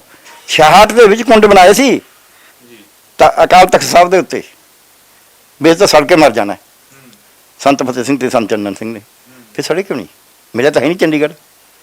ਇਹਦੇ ਉਲਟ ਦਰਸ਼ਨ ਸਿੰਘ ਫੇਰੀਵਾਲ ਨੇ ਵਰਤ ਰੱਖਿਆ, ਉਹਨੇ ਸ਼ਹੀਦੀ ਦਿੱਤੀ। ਕਹਿੰਦਾ ਉਹਨੂੰ ਬਥੇਰਾ ਕਿਹਾ ਗਿਆ, ਕਹਿੰਦਾ ਬਸ ਹੁਣ ਤਾਂ ਵਰਤ ਰੱਖ ਲਿਆ, ਹੁਣ ਮੈਂ ਅਰਦਾਸ ਕਰਤੀ, ਦੇਖੀ ਜੋ ਹੁੰਦਾ। ਮੈਂ ਉਹਨਾਂ ਦੇ ਕ੍ਰੀਮੇਸ਼ਨ 'ਤੇ ਜਾ ਕੇ ਆਇਆ। ਮੈਂ ਮੈਡੀਕਲ ਕਾਲਜ 'ਚ ਪੜ੍ਹਦਾ ਸੀ ਪਟਿਆਲੇ, ਮੈਂ ਉੱਥੇ ਜਾ ਕੇ ਆਇਆ। ਬਾਬੇ ਬਕਾਲੇ ਲਾਗੇ ਪਿੰਡ ਆ ਫੇਰੀਵਾਲ, ਟਰੱਕ 'ਚ ਚੜ੍ਹ ਕੇ ਜਾ ਕੇ ਆਇਆ। ਸੋ ਜਦ ਤੱਕ ਤੁਸੀਂ ਪਾਰਟੀਸਪੇਟ ਨਹੀਂ ਕਰਿਆ, ਜਦ ਤੱਕ ਤੁਸੀਂ ਦੇਖਿਆ ਨਹੀਂ, ਸੰਤ ਜਰਨੈਲ ਸਿੰਘ ਭਿੰਡਰਾਂ ਵਾਲੇ ਦੀ ਤੁਸੀਂ ਗੱਲ ਕਰਦੇ ਹੋ, ਉਹਨਾਂ ਨੇ ਸਟਰਗਲ ਲਾਂਚ ਕਰਿਆ। ਉਹ ਸਟਰਗਲ ਦੇ ਵਿੱਚ ਜਦ ਕਿਉਂਕਿ ਜਿਵੇਂ ਹੁਣ ਤੁਸੀਂ ਕਹਿੰਦੇ ਹੋ ਇਦਾਂ ਦਾ ਹੀ ਹੋਇਆ ਗਰਮ ਦਲੀ ਕੀ ਕਰਦੇ ਸਰਕਾਰ ਤਾਂ ਚਾਹੁੰਦੀ ਹੁੰਦੀ ਹੈ ਵੀ 4 ਕਤਲ ਕਰਾਉਣਾ ਸ਼ੁਰੂ ਕਰ ਦਿਓ। ਤੁਹਾਡੇ ਖਿਆਲ 'ਚ ਜੇ ਪੰਜਾਬ 'ਚ ਹਿੰਦੂਆਂ ਦੇ ਕਤਲ ਹੋਣੇ ਸ਼ੁਰੂ ਹੋ ਜਾਣਗੇ ਫਿਰ ਇੰਡੀਅਨ ਸਟੇਟ ਚੁੱਪ ਬੈਠੂਗੀ। ਹੁਣ ਤਾਂ ਸਮਾਂ ਮੌਕਾ ਮਿਲ ਗਿਆ ਤੁਹਾਨੂੰ ਉਹ ਤਾੜਨ ਦਾ। ਇਹੀ ਕੁਝ ਉਹਨਾਂ ਨੇ ਕਰਿਆ। ਜਿਹੜਾ ਕੁਝ ਇੰਡੀਅਨ ਸਟੇਟ ਕਰਨਾ ਚਾਹੁੰਦੀ ਸੀ ਉਹਨੇ ਆਪਦੀਆਂ ਏਜੰਸੀਆਂ ਰਾਹੀਂ ਕਤਲ ਕਰਾਇਆ। ਐਂ ਕਰੋ, ਇੱਕ ਕਿਤਾਬ ਹੈ ਓਪਨ ਸੀਕ੍ਰੇਟਸ ਉਹਦਾ ਨਾਂ ਹੈ, ਉਹਨੂੰ ਪੜ੍ਹਿਓ ਜਾ ਕੇ। ਆਖੋਂ ਤਾਂ ਮੈਂ ਸੌਫਟ ਕਾਪੀ ਭੇਜ ਦਿੰਦਾ। ਜਿਹੜੇ ਲੀਡਰ ਵੱਡੇ ਨੇ ਹੁਣ ਵੀ ਜਿਉਂਦੇ ਨੇ ਉਹ ਸਾਰੇ ਰਲੇ ਹੋਏ ਸੀ, ਉਹਦੇ ਵਿੱਚ ਨਾਮ ਲਿਖੇ ਨੇ। ਜਾਂ ਤਾਂ ਉਹ ਲੀਡਰ ਮੁਕੱਦਮਾ ਕਰਨ ਉਸ ਦੇ ਉੱਤੇ ਜਿਹਨੇ ਲਿਖਿਆ CBI ਦੇ ਜੁਆਇੰਟ ਡਾਇਰੈਕਟਰ ਨੇ ਵੀ ਤੂੰ ਲਿਖ ਕੇ ਮੈਂ ਦਿੱਤਾ ਸਾਡਾ ਨਾਮ, ਤੇ ਜਾਂ ਮੰਨਣ ਉਹਨੇ ਲਿਖਿਆ ਵੀ ਫਲਾਣਾ ਬੰਦਾ ਐ ਰਲਿਆ ਹੋਇਆ ਸੀ, ਉਹਨੂੰ ਅਸੀਂ ਫਲਾਣੀ ਥਾਂ ਤੇ ਹਥਿਆਰ ਦਿੱਤੇ, ਫਲਾਣੀ ਥਾਂ ਤੇ ਪੈਸੇ ਦਿੱਤੇ, ਫਲਾਣੀ ਥਾਂ ਤੇ ਉਹਨੂੰ ਆਖਿਆ ਵੀ ਤੂੰ ਸਰਬੱਤ ਖਾਲਸਾ ਬੁਲਾ। ਉਹ ਬਣਾ ਨਹੀਂ ਸਕਦਾ ਸੀ, ਅਸੀਂ ਆਖਿਆ ਚੱਲ ਰਹਿਣ ਦੇ। ਹੁਣ ਕੱਢੀ ਕੱਢੀ ਲਿਖੀ ਉਹਨੇ। ਕੀ ਮੂਵਮੈਂਟ ਉਦੋਂ ਰਲੀ ਵੀ ਸੀ, ਉਹਦੇ ਵਿੱਚੋਂ ਮੂਵਮੈਂਟ ਦੇ ਵਿੱਚੋਂ ਬੰਦੇ ਰਲੇ ਵੇ ਸੀ ਜਾਂ ਕੋਈ ਪੋਲੀਟੀਕਲ ਬੰਦੇ ਸੀਗੇ? ਕੋਈ ਕਿਹੜੇ ਪੋਲੀਟੀਕਲ ਬੰਦੇ? ਜਿਹੜੇ ਜਿਨ੍ਹਾਂ ਦੇ ਨਾਮ ਤੁਸੀਂ ਲੈਂਦੇ ਹੋ, ਮੈਂ ਜਾਣ ਕੇ ਨਹੀਂ ਲੈਣਾ ਚਾਹੁੰਦਾ, ਉਹਦੇ ਫਿਰ ਕੰਟਰੋਵਰਸੀ ਜ਼ਿਆਦਾ ਵਧੀਆ। ਕਿਤਾਬ ਪੜ੍ਹੋ, ਜਿਨ੍ਹਾਂ ਨੂੰ ਤੁਸੀਂ ਹੀਰੋ ਕਹਿੰਦੇ ਬਹੁਤੇ ਉਹਨਾਂ 'ਚ ਰਲੇ ਹੋਏ ਨੇ। ਕਿਤਾਬ 'ਚ ਲਿਖਿਆ। ਜਾਂ ਤਾਂ ਫਿਰ ਉਹ ਜਿੰਦੇ ਵੀ ਨੇ, ਉਹ ਅੱਜ ਵੀ ਕਹਿੰਦੇ ਨੇ ਅਸੀਂ ਕੌਮ ਦੇ ਬੜੇ ਰਾਖੇ ਆ। ਫਿਰ ਜਾਣ ਉਹ ਜੇ ਨਾਮ ਲਿਖਿਆ ਅਗਲੇ ਨੇ ਵੀ ਆਹ ਬੰਦੇ ਨੂੰ ਅਸੀਂ ਇਸ ਥਾਂ ਤੇ ਐਦਾਂ ਮਿਲਿਆ, ਐਂ ਪੈਸੇ ਦਿੱਤੇ ਨੇ, ਐਂ ਹਥਿਆਰ ਦਿੱਤੇ ਨੇ, ਆਹ ਬੰਦੇ ਤੋਂ ਇਹ ਬੰਦੇ ਦਾ ਐਂ ਕਤਲ ਕਰਾਇਆ, ਠੀਕ ਹੈ ਨਾ। ਜਾਂ ਤਾਂ ਉਹ ਕਿਤਾਬ ਨੂੰ ਚੈਲੰਜ ਕਰਨ ਲਿਖਣ ਵਾਲੇ ਨੂੰ, ਜਾਂ ਫਿਰ ਮੰਨਣ ਵੀ ਇਹ ਸੱਚ ਹੈ। ਦੋਹਾਂ 'ਚੋਂ ਇੱਕ ਗੱਲ ਤਾਂ ਹੋਏਗੀ ਨਾ। ਕਿਤਾਬਾਂ ਤਾਂ ਬਹੁਤ ਲਿਖੀਆਂ ਜਾਂਦੀਆਂ ਨੇ ਜੀ। ਜੇ ਆਪਾਂ ਕਿਤਾਬਾਂ ਦੀ ਗੱਲ ਕਰੀਏ ਤਾਂ ਕੁਝ ਉਸ ਪੱਖ ਦੀਆਂ ਲਿਖੀਆਂ ਨੇ, ਕੁਝ ਉਸ ਪੱਖ ਦੀਆਂ ਨੇ। ਗੱਲ ਹੀ ਨਹੀਂ, ਅਗਲਾ ਨਾਮ ਲੈ ਰਿਹਾ ਜੇ ਤੁਸੀਂ ਮੈਨੂੰ ਸਮਝ ਨਹੀਂ ਆ ਰਹੀ ਵੀ ਜਾਂ ਤਾਂ ਮੈਂ ਨਹੀਂ ਸਮਝਾ ਸਕਦਾ। ਜਦ ਇੱਕ ਬੰਦਾ ਨਾਮ ਲੈ ਰਿਹਾ, ਤੁਹਾਨੂੰ ਕੋਈ ਬੰਦਾ ਲਿਖੇ ਵੀ ਇਹ ਬੰਦੇ ਨੇ ਫਲਾਣੀ ਥਾਂ ਜ਼ਬਰ ਜਨਾਹ ਕਰਿਆ ਜਾਂ ਇੰਨੇ ਪੈਸੇ ਖਾਦੇ ਨੇ, ਤੁਸੀਂ ਚੁੱਪ ਕਰਕੇ ਬੈਠੋ ਵੀ ਚੰਗਾ ਲਿਖੀ ਜਾਓ। ਤੁਸੀਂ ਹੀਰੋ ਵਾਲੇ, ਜੇ ਤੁਸੀਂ ਹੀਰੋ ਹੋ, ਤੁਸੀਂ ਕੌਮ ਦੇ ਹੀਰੋ ਹੋ, ਤੁਹਾਡੇ ਤੇ ਲਾਵੇ ਝੂਠਾ ਦੋਸ਼, ਤੇ ਫਿਰ ਤਾਂ ਤੁਹਾਨੂੰ, ਫਿਰ ਜੇ ਤੁਸੀਂ ਚੁੱਪ ਕਰਦੇ ਫਿਰ ਤਾਂ ਮਰਨਾ ਹੀ ਹੁੰਦਾ ਬੰਦੇ ਦਾ। ਫਿਰ ਕੋਈ ਜਿੰਦਾ ਰਹਿਣ ਦੀ ਗੱਲ ਨਹੀਂ ਹੈ। ਐ ਨਹੀਂ ਆ ਕਿਤਾਬਾਂ ਲਿਖੀਆਂ, ਇੱਕ ਹੁੰਦੀ ਉਹੀ ਥਿਊਰੀ ਬਣਾਉਣੀ ਵੀ ਉੱਥੇ ਐਂ ਹੋਇਆ ਜੀ, ਉਹਨਾਂ ਨੂੰ ਐਂ ਕਰਨਾ ਚਾਹੀਦਾ ਸੀ ਜੇ ਉਹਨਾਂ ਨੂੰ ਆਏ। ਉਹਦੇ 'ਤੇ ਕੋਈ ਰਿਐਕਟ ਕਰਨ ਦੀ ਲੋੜ ਨਹੀਂ, ਕਿਉਂਕਿ ਜੋ ਅਗਲੇ ਨੂੰ ਠੀਕ ਲੱਗਾ ਕਰਤਾ। ਉਹਦੇ 'ਚ ਵੀ ਫਲਾਣਾ ਰਲਿਆ ਹੋਇਆ ਸੀ ਜੀ, ਸਬੂਤ ਕੋਈ ਨਹੀਂ, ਉਹ 'ਚ ਕੋਈ ਫਰਕ ਨਹੀਂ ਪੈਂਦਾ। ਜਦ ਅਗਲਾ ਇਹ ਕਹਿੰਦਾ ਵੀ ਆਹ ਬੰਦੇ ਨੂੰ ਇਸ ਥਾਂ ਤੇ ਇੰਨਾ ਪੈਸਾ ਦਿੱਤਾ, ਇੰਨੇ ਹਥਿਆਰ ਦਿੱਤੇ, ਆਹ ਕਰਨ ਵਾਸਤੇ ਕਿਹਾ, ਠੀਕ ਹੈ, ਉਹ ਬੰਦਾ ਜਿੰਦਾ ਹੈ, ਉਹ ਹੀਰੋ ਹੈ। ਉਹ ਫਿਰ ਜਦ ਤੱਕ ਕਿਤਾਬ ਵਾਲੇ ਤੇ ਮੁਕੱਦਮਾ ਕਰੇ, ਇਹ ਤਾਂ ਫਿਰ ਕਹਿਰ ਕਾਫਰੀ ਹੈ ਨਾ। ਜੇ ਉਹ ਕਹੇ ਅਗਲਾ ਵੀ ਦੇਖੋ ਜੀ ਅਸੀਂ ਬਥੇਰਿਆਂ ਨੂੰ ਪੈਸੇ ਦਿੱਤੇ ਨੇ, ਫਿਰ ਠੀਕ ਹੈ, ਫਿਰ ਕੋਈ ਲੋੜ ਨਹੀਂ ਰਿਐਕਟ ਕਰਨ ਦੀ। ਉਹ ਤਾਂ ਕਿਸੇ ਨੂੰ ਵੀ ਕਹਿ ਦੇਣਗੇ। ਉਹ ਕਹੇ ਸਾਡੇ ਨਾਲ ਤਾਂ ਜੀ ਬੰਦੇ ਰਲੇ ਹੋਏ ਸੀ ਇਹਨਾਂ 'ਚੋਂ, ਕਹੀ ਜਾਣ, ਉਹਦਾ ਕੋਈ ਫਰਕ ਨਹੀਂ ਪੈਂਦਾ। ਜਦ ਬੰਦਾ ਨਾਮ, ਸਥਾਨ ਸਭ ਕੁਝ ਦੱਸਦਾ ਨਾ, ਉਦੋਂ ਤੁਹਾਨੂੰ ਦੇਖਣਾ ਪਏਗਾ। ਜੇ ਫਿਰ ਵੀ ਨਹੀਂ ਦੇਖਣਾ, ਫਿਰ ਤਾਂ ਸਿੱਖ ਕੌਮ ਜਿੱਤੀ ਨਹੀਂ ਸਕਦੀ ਕਦੇ। ਜੇ ਸਿੱਖ ਕੌਮ ਦੇ ਵਿੱਚ ਕੋਈ ਅੱਜ ਦੇ ਗਦਾਰ ਆਏ ਨੇ, ਤੁਹਾਡੇ ਕੋਲ ਹਰੇਕ ਸਿੱਖ ਜਿਹੜਾ ਹੈ ਉਹ ਹੈ। ਜਿਹੜੇ ਜਨਰਲ ਡਾਇਰ ਨੂੰ ਖਾਣਾ ਖਿਲਾਇਆ ਸੀ ਉਹ ਵੀ ਸਿੱਖ ਹੀ ਸੀ। ਜਿਹੜਾ ਚੀਫ ਖਾਲਸਾ ਦੀਵਾਨ ਸੀ ਉਹ ਅੰਗਰੇਜ਼ਾਂ ਦੇ ਪਹਿਲਾਂ ਨੇੜੇ ਸੀ, ਪਰ ਉਹ ਜਿੰਨਾ ਅੰਗਰੇਜ਼ ਉਹ ਤਾਂ ਚਾਹੁੰਦੇ ਸੀ ਵੀ ਸਿੱਖਾਂ ਦੇ ਉਲਟ ਕਰ, ਉਹਨਾਂ ਨੇ ਨਹੀਂ ਕਰਿਆ। ਉਹ ਪਈ ਆ ਕਿਤਾਬ ਸਾਹਮਣੇ, ਉਹ ਮੋਟੀ ਜਿਹੀ ਕਿਤਾਬ, ਉਹ ਦੇਖੋ ਲਾਲ ਜੇ ਰੰਗ ਦੀ, ਪੜ੍ਹ ਲਿਓ। ਫਿਰ ਉਹ ਚੀਫ ਖਾਲਸਾ ਦੀਵਾਨ ਦੇ ਖਿਲਾਫ ਹੋਇਆ ਅੰਗਰੇਜ਼। ਇਹ ਤੁਹਾਨੂੰ ਕਿਹਨੇ ਕਹਿਤਾ ਵੀ ਜਿਹਨੇ ਦਾੜੀ ਕੇਸ ਰੱਖੇ ਨੇ? ਹਰੇਕ ਜਿਹੜਾ ਬੰਦਾ ਆਪਦੇ ਆਪਣੀ ਸਿੱਖ ਕਹਿੰਦਾ ਹੈ, ਉਹ ਹਰੇਕ ਸਿੱਖਾਂ ਦੀ ਮਤਲਬ ਫਲਸਫੇ ਦੇ ਧਾਰਨੀ ਹੈ, ਤੇ ਉਹਦੇ ਵਾਸਤੇ ਉਹ ਜਾਨ ਦੇਣ ਨੂੰ ਤਿਆਰ ਹੈ। ਡਾਕਟਰ ਸਾਹਿਬ, ਸਿੱਖਾਂ ਦੀ ਫਿਲਾਸਫੀ ਕੀ ਆ? ਸਿੱਖ ਕਿਵੇਂ ਬਣਦਾ? ਕੀ ਫਿਲਾਸਫੀ ਆ ਸਿੱਖਾਂ ਦੀ? ਉਹ ਤਾਂ ਕਰਮ ਦੇ ਵਿੱਚੋਂ ਆ। ਜਿਵੇਂ ਬਾਬੇ ਨੂੰ ਪੁੱਛਿਆ, ਹਾਜੀ ਪੁੱਛੇ ਬਾਬੇ ਵੱਡਾ ਹਿੰਦੂ ਕੇ ਮੁਸਲਮਾਨ ਹੋਈ, ਬਾਬਾ ਬੋਲੇ ਹਾਜੀਆ ਸ਼ੁਭ ਹਮਲਾ ਵਾ ਜੋ ਦੋਨੋਂ ਰੋਈ। ਇਹ ਨਹੀਂ ਹੈ ਸਿੱਖ ਫਲਸਫਾ। ਇੱਕ ਜਿਹੜਾ ਉਹ ਫਲਸਫੇ ਦਾ ਧਾਰਨੀ ਹੈ, ਉਹ ਕੁਰਬਾਨੀ ਕਰਦਾ। ਉਹ ਜਿਹੜੀ ਮਰਜ਼ੀ ਪਾਰਟੀ 'ਚ ਹੋਵੇ, ਜਿਹੋ ਜਿਹਾ ਮਰਜ਼ੀ ਉਹਦਾ ਬੇਸ ਹੋਵੇ, ਪਹਿਲੀ ਗੱਲ ਉਹ ਕੁਰਬਾਨੀ ਕਰਦਾ। ਉਹ ਸਿੰਪਲ ਰਹਿੰਦਾ, ਉਹਨੂੰ ਕਿਸੇ ਅਹੁਦੇ ਦਾ ਲਾਲਚ ਨਹੀਂ ਹੁੰਦਾ, ਉਹਨੂੰ ਕਿਸੇ ਸ਼ਹੀਦੀ ਦਾ ਡਰ ਨਹੀਂ ਹੁੰਦਾ। ਨਹੀਂ ਤਾਂ ਫਿਰ 22 ਮੰਜੀਆਂ ਡਾਉਣ ਵਾਲੇ ਵੀ ਨੇ ਨਾ। ਤੁਸੀਂ ਮੈਨੂੰ ਦੱਸੋ, ਜਿਨ੍ਹਾਂ ਨੇ 22 ਮੰਜੀਆਂ ਡਾਹੀਆਂ ਸੀ, ਉਹਨਾਂ ਵਿੱਚ ਇੱਕ ਗੁਰੂ ਤੇਗ ਬਹਾਦਰ ਜੀ ਸੀਗੇ। ਉਹਨਾਂ ਤਾਂ ਮੰਜੀ ਡਾਈ ਨਹੀਂ ਹੋਈ ਸੀ, ਉਹ ਤਾਂ ਭੁਰੇ 'ਚ ਬੈਠੇ ਕਰ ਰਹੇ ਸੀ। ਜਿਹੜੇ 22 ਮੰਜੀਆਂ ਡਾਉਣ ਵਾਲੇ ਸੀ ਉਹ ਕੌਣ ਸੀ? ਜੇ ਆਪਾਂ ਇਹ ਮੰਨਣਾ, ਜਿਹੜੀ ਤੁਸੀਂ ਜਿੱਦਾਂ ਮੈਨੂੰ ਸਵਾਲ ਕਰਦੇ ਹੋ ਨਾ ਰਿਐਕਟ ਕਰਕੇ, ਇਹ ਇੱਦਾਂ ਦਾ ਜਿਹੜਾ ਨੌਜਵਾਨ ਅੱਜ ਦਾ ਪੜ੍ਹਦਾ ਨਹੀਂ ਇਤਿਹਾਸ ਨੂੰ। 22 ਮੰਜੀਆਂ ਕਿੰਨਾਂ ਦੀਆਂ ਸੀ? ਉਹ ਬਾਹਰ ਲੈਣ ਰਹੀਆਂ ਸੀ। ਮਸੰਦ ਕੌਣ ਸੀਗੇ ਜਿਹੜੇ ਦੇਹਰਾਦੂਨ ਸਾਡੇ? ਉਹ ਬਾਹਰਲੇ ਸੀ। ਆਪਾਂ ਇਹ ਮੰਨ ਕੇ ਚੱਲਣਾ ਪਊਗਾ ਕਿ ਸਿੱਖ ਕੋਈ ਮਨੋਰਥ ਨਹੀਂ। ਜਿਹੜਾ ਬੰਦਾ ਸਿੱਖ ਜੇ ਗੁਰਦੁਆਰੇ 'ਚ ਬਹਿ ਕੇ ਕਰਮ ਕਰੇਗਾ ਤਾਂ ਉਹ ਸਿੱਖ ਨਹੀਂ ਮੰਨਿਆ ਜਾ ਸਕਦਾ,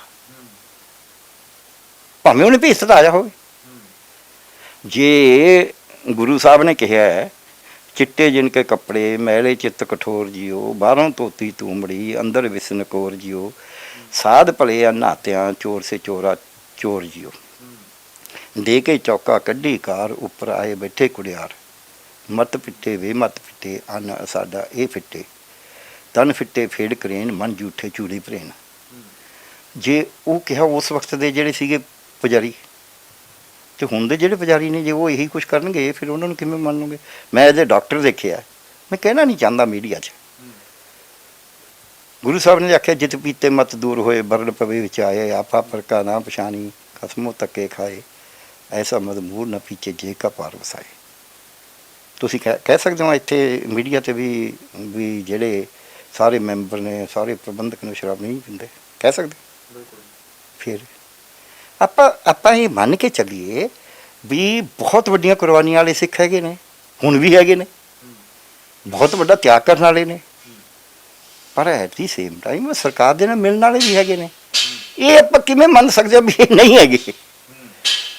ਉਹ ਕਹਿ ਕੇ ਵੀ ਹਰੀ ਕੀ ਗੁਰਮਨਾਰਾ ਦੇਗਾ? ਹੁਣ ਜਿਹਨੇ ਪੰਜਾਬ ਦੇ ਸਿੱਖਾਂ ਤੇ ਨੂੰ ਗੁੰਮਰਾਹ ਕਰਨਾ, ਉਹ ਇਹ ਥੋੜ੍ਹਾ ਕਹੂਗਾ ਵੀ ਫਲਾਣਾ ਵੀ ਮਾੜਾ ਫਲਾਣਾ ਵੀ ਮਾੜਾ। ਇਹ ਮੇਰੇ ਵਰਗਾ ਸਿਰ ਫਿਰਿਆ ਕੋਈ ਹੋਊਗਾ ਜਿਹੜਾ ਕਹਿ ਦਿੰਦਾ ਵੀ ਆਹ ਵੀ ਗਲਤ ਸੀ ਆਹ ਵੀ ਸੀ। ਉਹ ਕਹਿੰਦਾ ਆਪਾਂ ਇਹਨਾਂ ਨੂੰ ਕਹੋ ਹਾਂ ਬਹੁਤ ਕਮਾਲ ਸੀ ਜੀ ਕਮਾਲ ਸੀ, ਆਪਣੇ ਪਿੱਛੇ ਲੱਗੇ ਰਹਿਣ।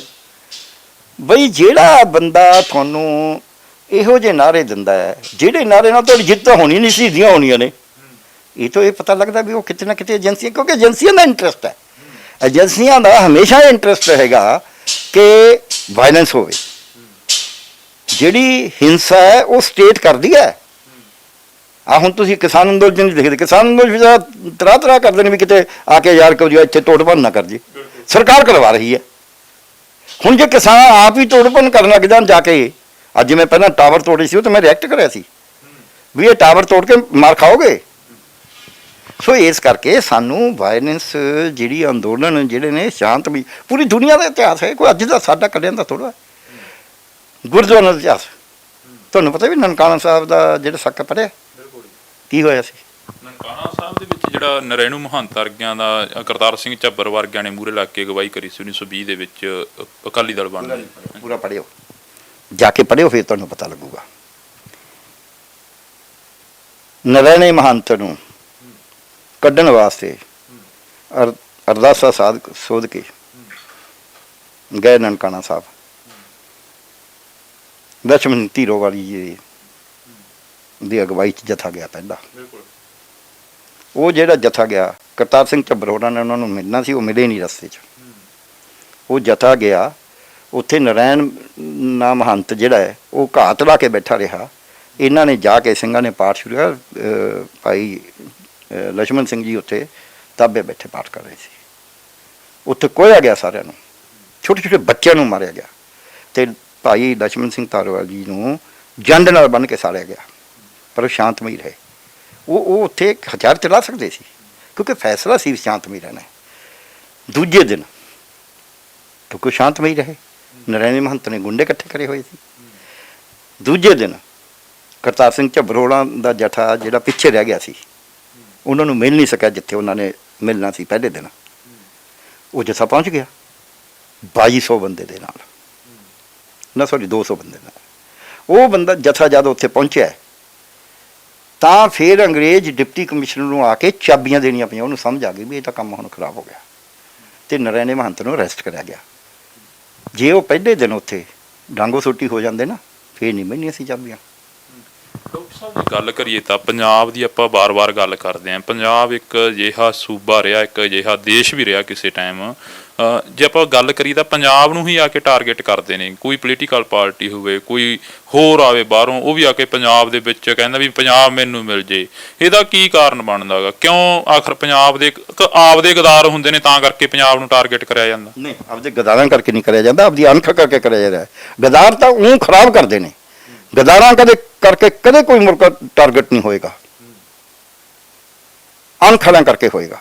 ਪੰਜਾਬੀ ਅਣਖ ਵਾਲੇ ਨੇ, ਪੰਜਾਬੀਆਂ ਨੇ ਸਿਰ ਦਿੱਤੇ ਨੇ, ਪੰਜਾਬੀ ਸਿਰ ਦੇਣਾ ਜਾਣਦੇ ਨੇ। ਸਿਦਕ ਸਿਰੜ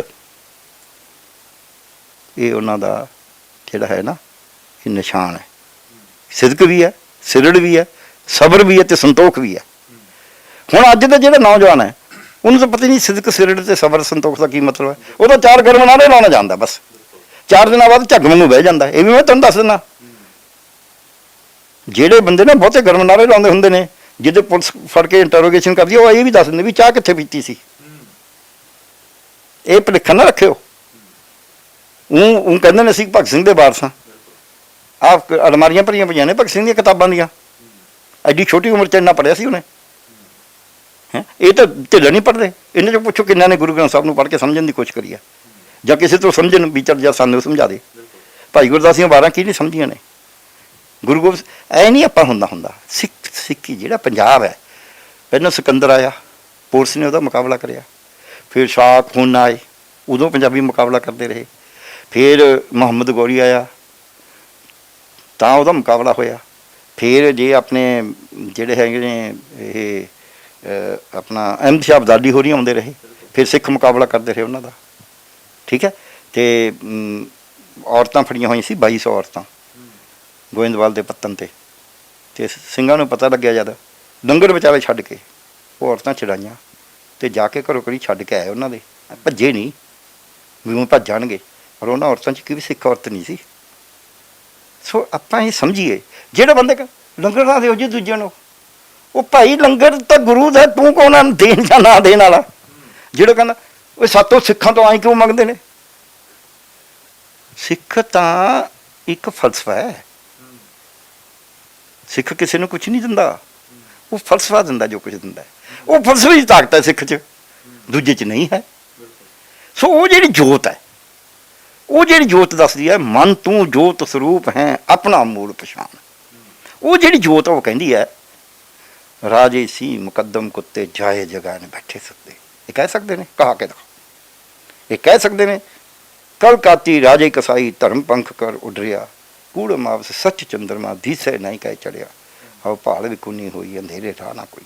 ਇਹ ਕਹਿ ਸਕਦੇ ਨੇ ਆਪਦੇ ਇੰਟਰੋਗੇਸ਼ਨ ਵਾਲੇ ਨੂੰ ਵੀ ਤੂੰ ਜ਼ਾਲਮ ਹੈ, ਮੈਨੂੰ ਪਤਾ ਤੂੰ ਮੇਰਾ ਜਮੂਰਾ ਨਾਲ ਮਾਸ ਨੋਚ ਸਕਦਾ ਹੈ, ਪਰ ਤੂੰ ਮੇਰੇ ਸਿਦਕ ਤੋਂ ਨਹੀਂ ਡੁਲਵਾ ਸਕਦਾ। ਇਹ ਕਹਿ ਸਕਦੇ ਨੇ। ਆਪਾਂ ਮੰਨ ਕੇ ਚੱਲੀਏ ਨਾ, ਜਿਹੜੀ ਸਿੱਖੀ ਐਵੇਂ ਨਹੀਂ ਆ ਗਈ। ਸਿੱਖੀ ਸਿਰ ਦੇ ਕੇ ਆਈ ਹੈ। ਸੋ ਇਸ ਕਰਕੇ ਜੇ ਮੌਕੇ ਦੇ ਹਿਸਾਬ ਨਾਲ ਤੁਹਾਨੂੰ ਲੜਨਾ ਹੁੰਦਾ, ਉਹਦਾ ਮਤਲਬ ਮੌਕੇ ਦੇ ਹਿਸਾਬ ਨਾਲ ਲੜਨਾ ਮਤਲਬ ਕਦੀ ਵੀ ਇਹ ਨਹੀਂ ਹੁੰਦਾ ਵੀ ਤੁਸੀਂ ਆਪਦੇ ਅਸੂਲ ਤੋਂ ਗਿਰ ਕੇ ਲੜਨਾ। ਮੌਕੇ ਦੇ ਹਿਸਾਬ ਦਾ ਮਤਲਬ ਹੁੰਦਾ ਟੈਕਟ। ਮੰਨ ਲਓ ਪੁਲਿਸ ਫੜਨ ਆਈ ਹੈ ਕਿਸੇ ਨੂੰ, ਉਹ ਲੁਕ ਜਾਂਦਾ, ਕੋਈ ਮਾੜੀ ਗੱਲ ਨਹੀਂ, ਜ਼ਰੂਰ ਪੁਲਿਸ ਤੋਂ ਕੁੱਟਕਾਣੀ ਹੈ, ਪਰ ਉਹ ਡਰਦਾ ਨਾ ਲੁਕੇ। ਉਹ ਲੁਕਦਾ ਇਸ ਕਰਕੇ ਵੀ ਮੈਨੂੰ ਪੁਲਿਸ ਫੜ ਲੂਗੀ ਜੇ ਮੇਰਾ ਮਿਸ਼ਨ ਖਰਾਬ ਹੋ ਜੂ। ਪੁਲਿਸ ਦੇ ਡਰ ਤੋਂ ਨਾ ਲੁਕੇ, ਉਹ ਮਿਸ਼ਨ ਨੂੰ ਬਚਾਉਣ ਵਾਸਤੇ ਲੁਕੇ। ਫਰਕ ਹੈ ਇਹਨਾਂ ਦੋਵਾਂ ਗੱਲਾਂ 'ਚ। ਸੋ ਇਸ ਕਰਕੇ ਆਪਾਂ ਨੂੰ ਸਮਝਣ ਦੀ ਗੱਲ ਹੈ। ਪਰਚਾਂਸ ਜੇ ਫੜਿਆ ਗਿਆ ਫਿਰ ਮੁੱਕਰਦਾ ਨਹੀਂ। ਉਹ ਕਹਿੰਦਾ ਕਹਿ ਲਓ ਜਿਹੜਾ ਕੁਛ ਕਹਿਣਾ। ਜਿਹੜਾ ਚੀਜ਼ ਨਹੀਂ ਦੱਸੀ ਲੋਕਾਂ ਨੇ। ਤੁਸੀਂ ਆਜ਼ਾਦੀ ਦੀ ਲੜਾਈ ਪੜ੍ਹ ਕੇ ਦੇਖੋ, ਜਿਹੜੇ ਸਿੱਖਾਂ ਨੇ ਜਿਹੜੀਆਂ ਕੁਰਬਾਨੀਆਂ ਦਿੱਤੀਆਂ ਨੇ, ਉਹ ਤਾਂ ਕਿਸੇ ਨੂੰ ਕਾਮਰੇਡ ਕਹਿ ਕੇ, ਕਿਸੇ ਨੂੰ ਖਾਲਿਸਤਾਨੀ ਕਹਿ ਕੇ ਭੰਡੀ ਜਾਣਾ, ਇਹ ਤਾਂ ਕੋਈ ਔਖਾ ਕੰਮ ਨਹੀਂ ਹੈ। ਬੀਜੇਪੀ ਦੇ ਗੇਮ ਹੈ ਇਹ। ਬੀਜੇਪੀ ਦੀ ਗੇਮ ਸਿੱਖਾਂ ਨੂੰ ਤੇ ਕਾਮਰੇਡਾਂ ਨੂੰ ਲੜਾ ਕੇ ਰਾਜੀ ਹੈ। ਜਿੰਨੇ ਆਜ਼ਾਦੀ ਦੀ ਗੁਲਾਟੀਏ ਸੀਗੇ, ਜਿੰਨੇ ਗਦਰੀ ਬਾਬੇ ਸੀ, ਉਹਨਾਂ 'ਚ ਮੈਜੋਰਟੀ ਸਿੱਖ ਸੀਗੇ। ਗਾਤਰੇ ਪਾਏ ਹੋਏ ਸੀ, ਪਾਠ ਰੋਜ਼ ਕਰਦੇ ਸੀ। ਜੇ ਆਪਾਂ ਗੱਲ ਕਰੀਏ ਡਾਕਟਰ ਸਾਹਿਬ, ਖਾਲਿਸਤਾਨ ਕੀ ਆ ਤੇ ਕਾਮਰੇਡ ਸੋਚ ਕੀ ਆ, ਇਹਦੇ ਵਿੱਚ ਫਰਕ ਕੀ ਆ ਦੋਨਾਂ ਦੇ ਵਿੱਚ, ਜਦੋਂ ਅੱਜ ਸਾਹਮਣੇ ਕਰਦੇ ਨੇ ਨੌਜਵਾਨਾਂ ਨੂੰ ਕਿਹਾ ਜਾਂਦਾ? ਜਦ ਇਹ ਕਰਦੇ ਨਾ, ਖਾਲਿਸਤਾਨ ਤਾਂ ਇੱਕ ਟੁਕੜੇ ਦਾ ਇਹ ਕਹਿੰਦੇ ਨੇ ਜਿਹਦੇ ਡਿਫਾਈਨ ਕੋਈ ਨਹੀਂ ਕਰਦਾ। ਖਾਲਿਸਤਾਨ ਨੂੰ ਮੈਂ ਕੋਈ ਖਾਲਿਸਤਾਨ ਨਾ ਖਾਲਿਸਤਾਨ ਦੀ ਗੱਲ ਨਹੀਂ ਕਰਦਾ। ਮੈਂ ਸਮਝਦਾ ਕਿ ਸਿੱਖਾਂ ਨੂੰ, ਪੰਜਾਬੀਆਂ ਨੂੰ ਆਪਣੀ ਭਾਸ਼ਾ, ਆਪਦਾ ਸੱਭਿਆਚਾਰ ਪ੍ਰਫੁੱਲਿਤ ਹੋ ਕੇ ਰਹਿਣ ਦਾ ਇੱਕ ਅਧਿਕਾਰ ਹੈ। ਉਹ ਸਾਨੂੰ ਨਹੀਂ ਮਿਲਿਆ। ਸਾਡੇ ਨਾਲ ਵਾਅਦਾ ਸੀ ਵੀ ਦਿਆਂਗੇ, ਉਹ ਮੁੱਕਰ ਗਏ। ਉਹ ਲੈਣ ਵਾਸਤੇ ਲੜਾਈ ਕਰਨੀ ਪੈਣੀ ਹੈ। ਉਹਦੇ 'ਚ ਪਹਿਲਾ ਸਟੈਪ ਹੈ, ਕਿਉਂਕਿ ਜਿਹੜੇ ਸਾਡੇ ਅਧਿਕਾਰ ਸੀ ਉਹ ਵੀ ਖੋੜੇ। ਉਲਟੀ ਗੱਲ ਹੋਈ ਹੈ। ਅਸੀਂ ਪਹਿਲਾਂ ਲੜਾਈ ਕਰੀਏ। ਹੁਣ ਇਹ ਤਾਂ ਗੱਲਾਂ ਕਰਦੇ ਨੇ। ਗ੍ਰੀਨ ਰੈਵੋਲੂਸ਼ਨ ਕਿਹਨੇ ਕਰਿਆ? ਪੰਜਾਬ ਨੇ ਕਰਿਆ ਨਾ। ਇੰਦਰਾ ਗਾਂਧੀ ਨੇ ਐਮਰਜੈਂਸੀ ਲਾਈ, ਉਹਦੇ ਖਿਲਾਫ ਲੜਿਆ ਕੌਣ? ਪੰਜਾਬ ਲੜਿਆ ਨਾ। ਏਜੰਸੀਆਂ ਹਮੇਸ਼ਾ ਤੁਹਾਡੇ ਅੰਦਰ ਇੱਕ ਗੱਲ ਸਮਝਣੀ ਪਊ, ਸਾਡੇ ਸਿੱਖ ਨੌਜਵਾਨਾਂ ਨੂੰ ਵੀ, ਪੰਜਾਬੀਆਂ ਨੂੰ ਵੀ, ਕਿ ਜਿੰਨੀਆਂ ਸਰਕਾਰੀ ਏਜੰਸੀਆਂ ਨੇ ਉਹ ਕੋਸ਼ਿਸ਼ ਕਰਦੀਆਂ ਨੇ ਵੀ ਆਪਦੇ ਬੰਦੇ ਵਿੱਚ ਵਾੜੋ ਤੇ ਇੱਥੇ ਕਤਲੋਗਾਰਤ ਕਰਾਓ, ਇੱਥੇ ਦੂਜੇ ਧਰਮ ਦੇ ਚ ਉਹ ਕਰਾਓ ਤੇ ਉਹਦੀ ਬੇਅਦਬੀ ਕਰਾਓ ਤਾਂ ਕਿ ਉਹਨਾਂ ਨੂੰ ਡੰਡਾ ਚਲਾਉਣ ਦਾ ਮੌਕਾ ਮਿਲ ਜਾਏ। ਕਿਉਂਕਿ ਇਹ ਤਾਂ ਕੋਈ ਵੀ ਸਟੇਟ ਨਹੀਂ ਨਾ ਟੋਲਰੇਟ ਕਰੇਗੀ। ਅੱਜ ਕੋਈ ਇਦਾਂ ਤਾਂ ਹੈ ਨਹੀਂ ਜਿਹਨੂੰ ਮਰਜ਼ੀ ਫੜ ਕੇ ਮਾਰ ਦਿਓ। ਸੋ ਉਹਦੇ ਵਿੱਚ ਕੀ ਹੈ, ਜੇ ਤੁਸੀਂ ਕਰਦੇ ਹੋ ਸ਼ਾਂਤਮਈ ਸਟਰਗਲ ਤੇ ਫਿਰ ਤੁਹਾਨੂੰ ਸਟੇਟ ਕੁਝ ਕਹਿ ਨਹੀਂ ਸਕਦੀ। ਆ ਕਿਸਾਨ ਬੈਠੇ ਨੇ, ਅੱਜ ਇਹ ਡਾਂਗ ਚੁੱਕ ਲੈਣ, ਜੇ ਦੂਜੇ ਦਿਨ ਨਾ ਖਦੇੜਦੇ ਥੋੜੇ ਕਰਕੇ ਸਰਕਾਰ ਖਦੇੜ ਨਹੀਂ ਸਕਦੀ। ਉਹਨਾਂ ਨੂੰ ਪਤਾ ਵੀ ਜੇ ਉਹਨਾਂ ਖਦੇੜਾਂਗਾ, ਮੈਂ ਇੱਕ ਇੰਟਰਵਿਊ 'ਚ ਮੈਨੂੰ ਪੁੱਛ ਰਹੇ ਸੀ, ਮੈਂ ਸਰਕਾਰ ਕੋਲ ਤਰੀਕਾ ਕੀ ਹੈ, ਜਾਂ ਇਹਨਾਂ ਦੀ ਗੱਲ ਮੰਨੇ ਜਾਂ ਗੋਲੀ ਚਲਾਵੇ। ਗੋਲੀ ਚਲਾਉਣੀ ਬਹੁਤ ਮਹਿੰਗੀ ਪਊ ਸਰਕਾਰ ਨੂੰ। 500 ਕਿਸਾਨ ਸ਼ਹੀਦ ਹੋ ਗਿਆ। ਜੇ ਕਿਤੇ 500 ਕਿਸਾਨ ਨਾ ਗੋਲੀ ਨਾ ਮਾਰਿਆ ਹੁੰਦਾ ਕੇਂਦਰ ਸਰਕਾਰ ਨੇ, ਮੋਦੀ ਸਰਕਾਰ ਹਵਾ 'ਚ ਉੱਡ ਜਾਣੀ ਸੀ। ਜੇ ਸਰਕਾਰ ਵਾਇਲੈਂਸ ਦਾ ਇੰਨਾ ਡਰਦੀ ਹੈ ਸਿੱਧੇ ਰੂਪ 'ਚ ਕਰਨ ਤੋਂ, ਤੇ ਤੁਹਾਡੇ ਖਿਆਲ ਜਿਹੜੇ ਬੰਦੇ ਉਹਦੇ ਖਿਲਾਫ ਸਟਰਗਲ ਕਰ ਰਹੇ ਨੇ ਉਹ ਵਾਇਲੈਂਸ ਨਾਲ ਜਿੱਤ ਲੈਣਗੇ? ਤੁਸੀਂ ਮੈਨੂੰ ਦੱਸੋ ਵੀ ਤੁਹਾਡੇ ਖਿਆਲ 'ਚ ਜਿਹੜਾ ਕਿਸਾਨੀ ਅੰਦੋਲਨ ਉੱਥੇ ਬੈਠਾ ਹੈ, ਉਹਨੂੰ ਫੌਜ ਨਾਲ ਉਠਾਉਣਾ ਕੋਈ ਔਖਾ ਕੰਮ ਹੈ? ਕਿਉਂ ਨਹੀਂ ਉਠਾ ਰਹੀ ਸਰਕਾਰ? ਕਿਉਂਕਿ ਡਰਦੀ ਹੈ ਵੀ ਇਹਦੇ ਤਾਂ ਬਹੁਤ ਜ਼ਿਆਦਾ ਮਾੜਾ ਕੰਮ ਹੋ ਜਾਊਗਾ ਔਰ ਸਰਕਾਰ ਟੁੱਟੂਗੀ। ਮੈਂ ਤੁਹਾਨੂੰ ਇਹ ਵੀ ਦੱਸਣਾ, ਜੇ ਸਰਕਾਰ ਫੌਜ ਬੁਲਾ ਕੇ ਗੋਲੀ ਤਾਂ ਚਲਵਾ ਸਕਦੀ ਹੈ, ਬੰਦੇ ਵੀ ਮਰਵਾ ਦੂ, ਉੱਥੋਂ ਖੱਲੀ ਵੀ ਕਰਵਾ ਲੂ, ਫਿਰ ਸਰਕਾਰ ਨਹੀਂ ਰਹਿਣੀ। ਇੱਦਾਂ ਹੀ ਕੋਈ ਅੰਦੋਲਨ ਦਾ ਪਾਸਾ ਲਾ ਲਓ। ਜਿਹੜੇ ਅੰਦੋਲਨਕਾਰੀ ਨੇ ਜੋ ਉਹ ਕਰਨਗੇ ਉਹਨਾਂ ਦਾ ਵੀ ਇਹੀ ਹਾਲ ਹੋਊ। ਵਾਇਲੈਂਸ ਜਿਹੜੀ ਹੈ ਉਹ ਹਮੇਸ਼ਾ ਸਟੇਟ ਦੀ ਹੈਲਪ ਕਰਦੀ ਹੈ। ਜੇ ਵਾਇਲੈਂਸ ਨਹੀਂ ਹੁੰਦੀ ਤਾਂ ਸਟੇਟ ਨੂੰ ਝੁਕਣਾ ਪੈਂਦਾ।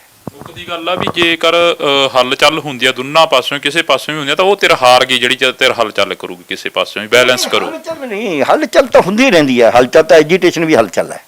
ਜਿਹੜੇ ਵਾਇਲੈਂਸ ਕਰਨਗੇ, ਮੈਂ ਵਾਇਲੈਂਸ ਦੀ ਗੱਲ ਕਰਨਾ, ਡਟ ਕੇ ਆਪਦੀ ਗੱਲ ਕਰਨਾ, ਕੋਈ ਉਹ ਨਹੀਂ। ਉਹ ਵੀ ਤਾਂ ਕਈ ਵਾਰ ਹਲਚਲ ਹੁੰਦੀ ਹੈ ਨਾ। ਡਟ ਕੇ ਖੜੇ ਹੋਣਾ ਵੀ ਚੰਗਾ, ਜੀ ਮੈਂ ਖੜਾ ਮਾਰੂ ਗੋਲੀ ਜਿਹੜੀ ਮਾਰਨੀ ਹੈ, ਇਹ ਵੀ ਤਾਂ ਹਲਚਲ ਹੀ ਹੈ ਨਾ। ਪਰ ਇਹ ਸ਼ਾਂਤਮਈ ਹਲਚਲ ਹੈ।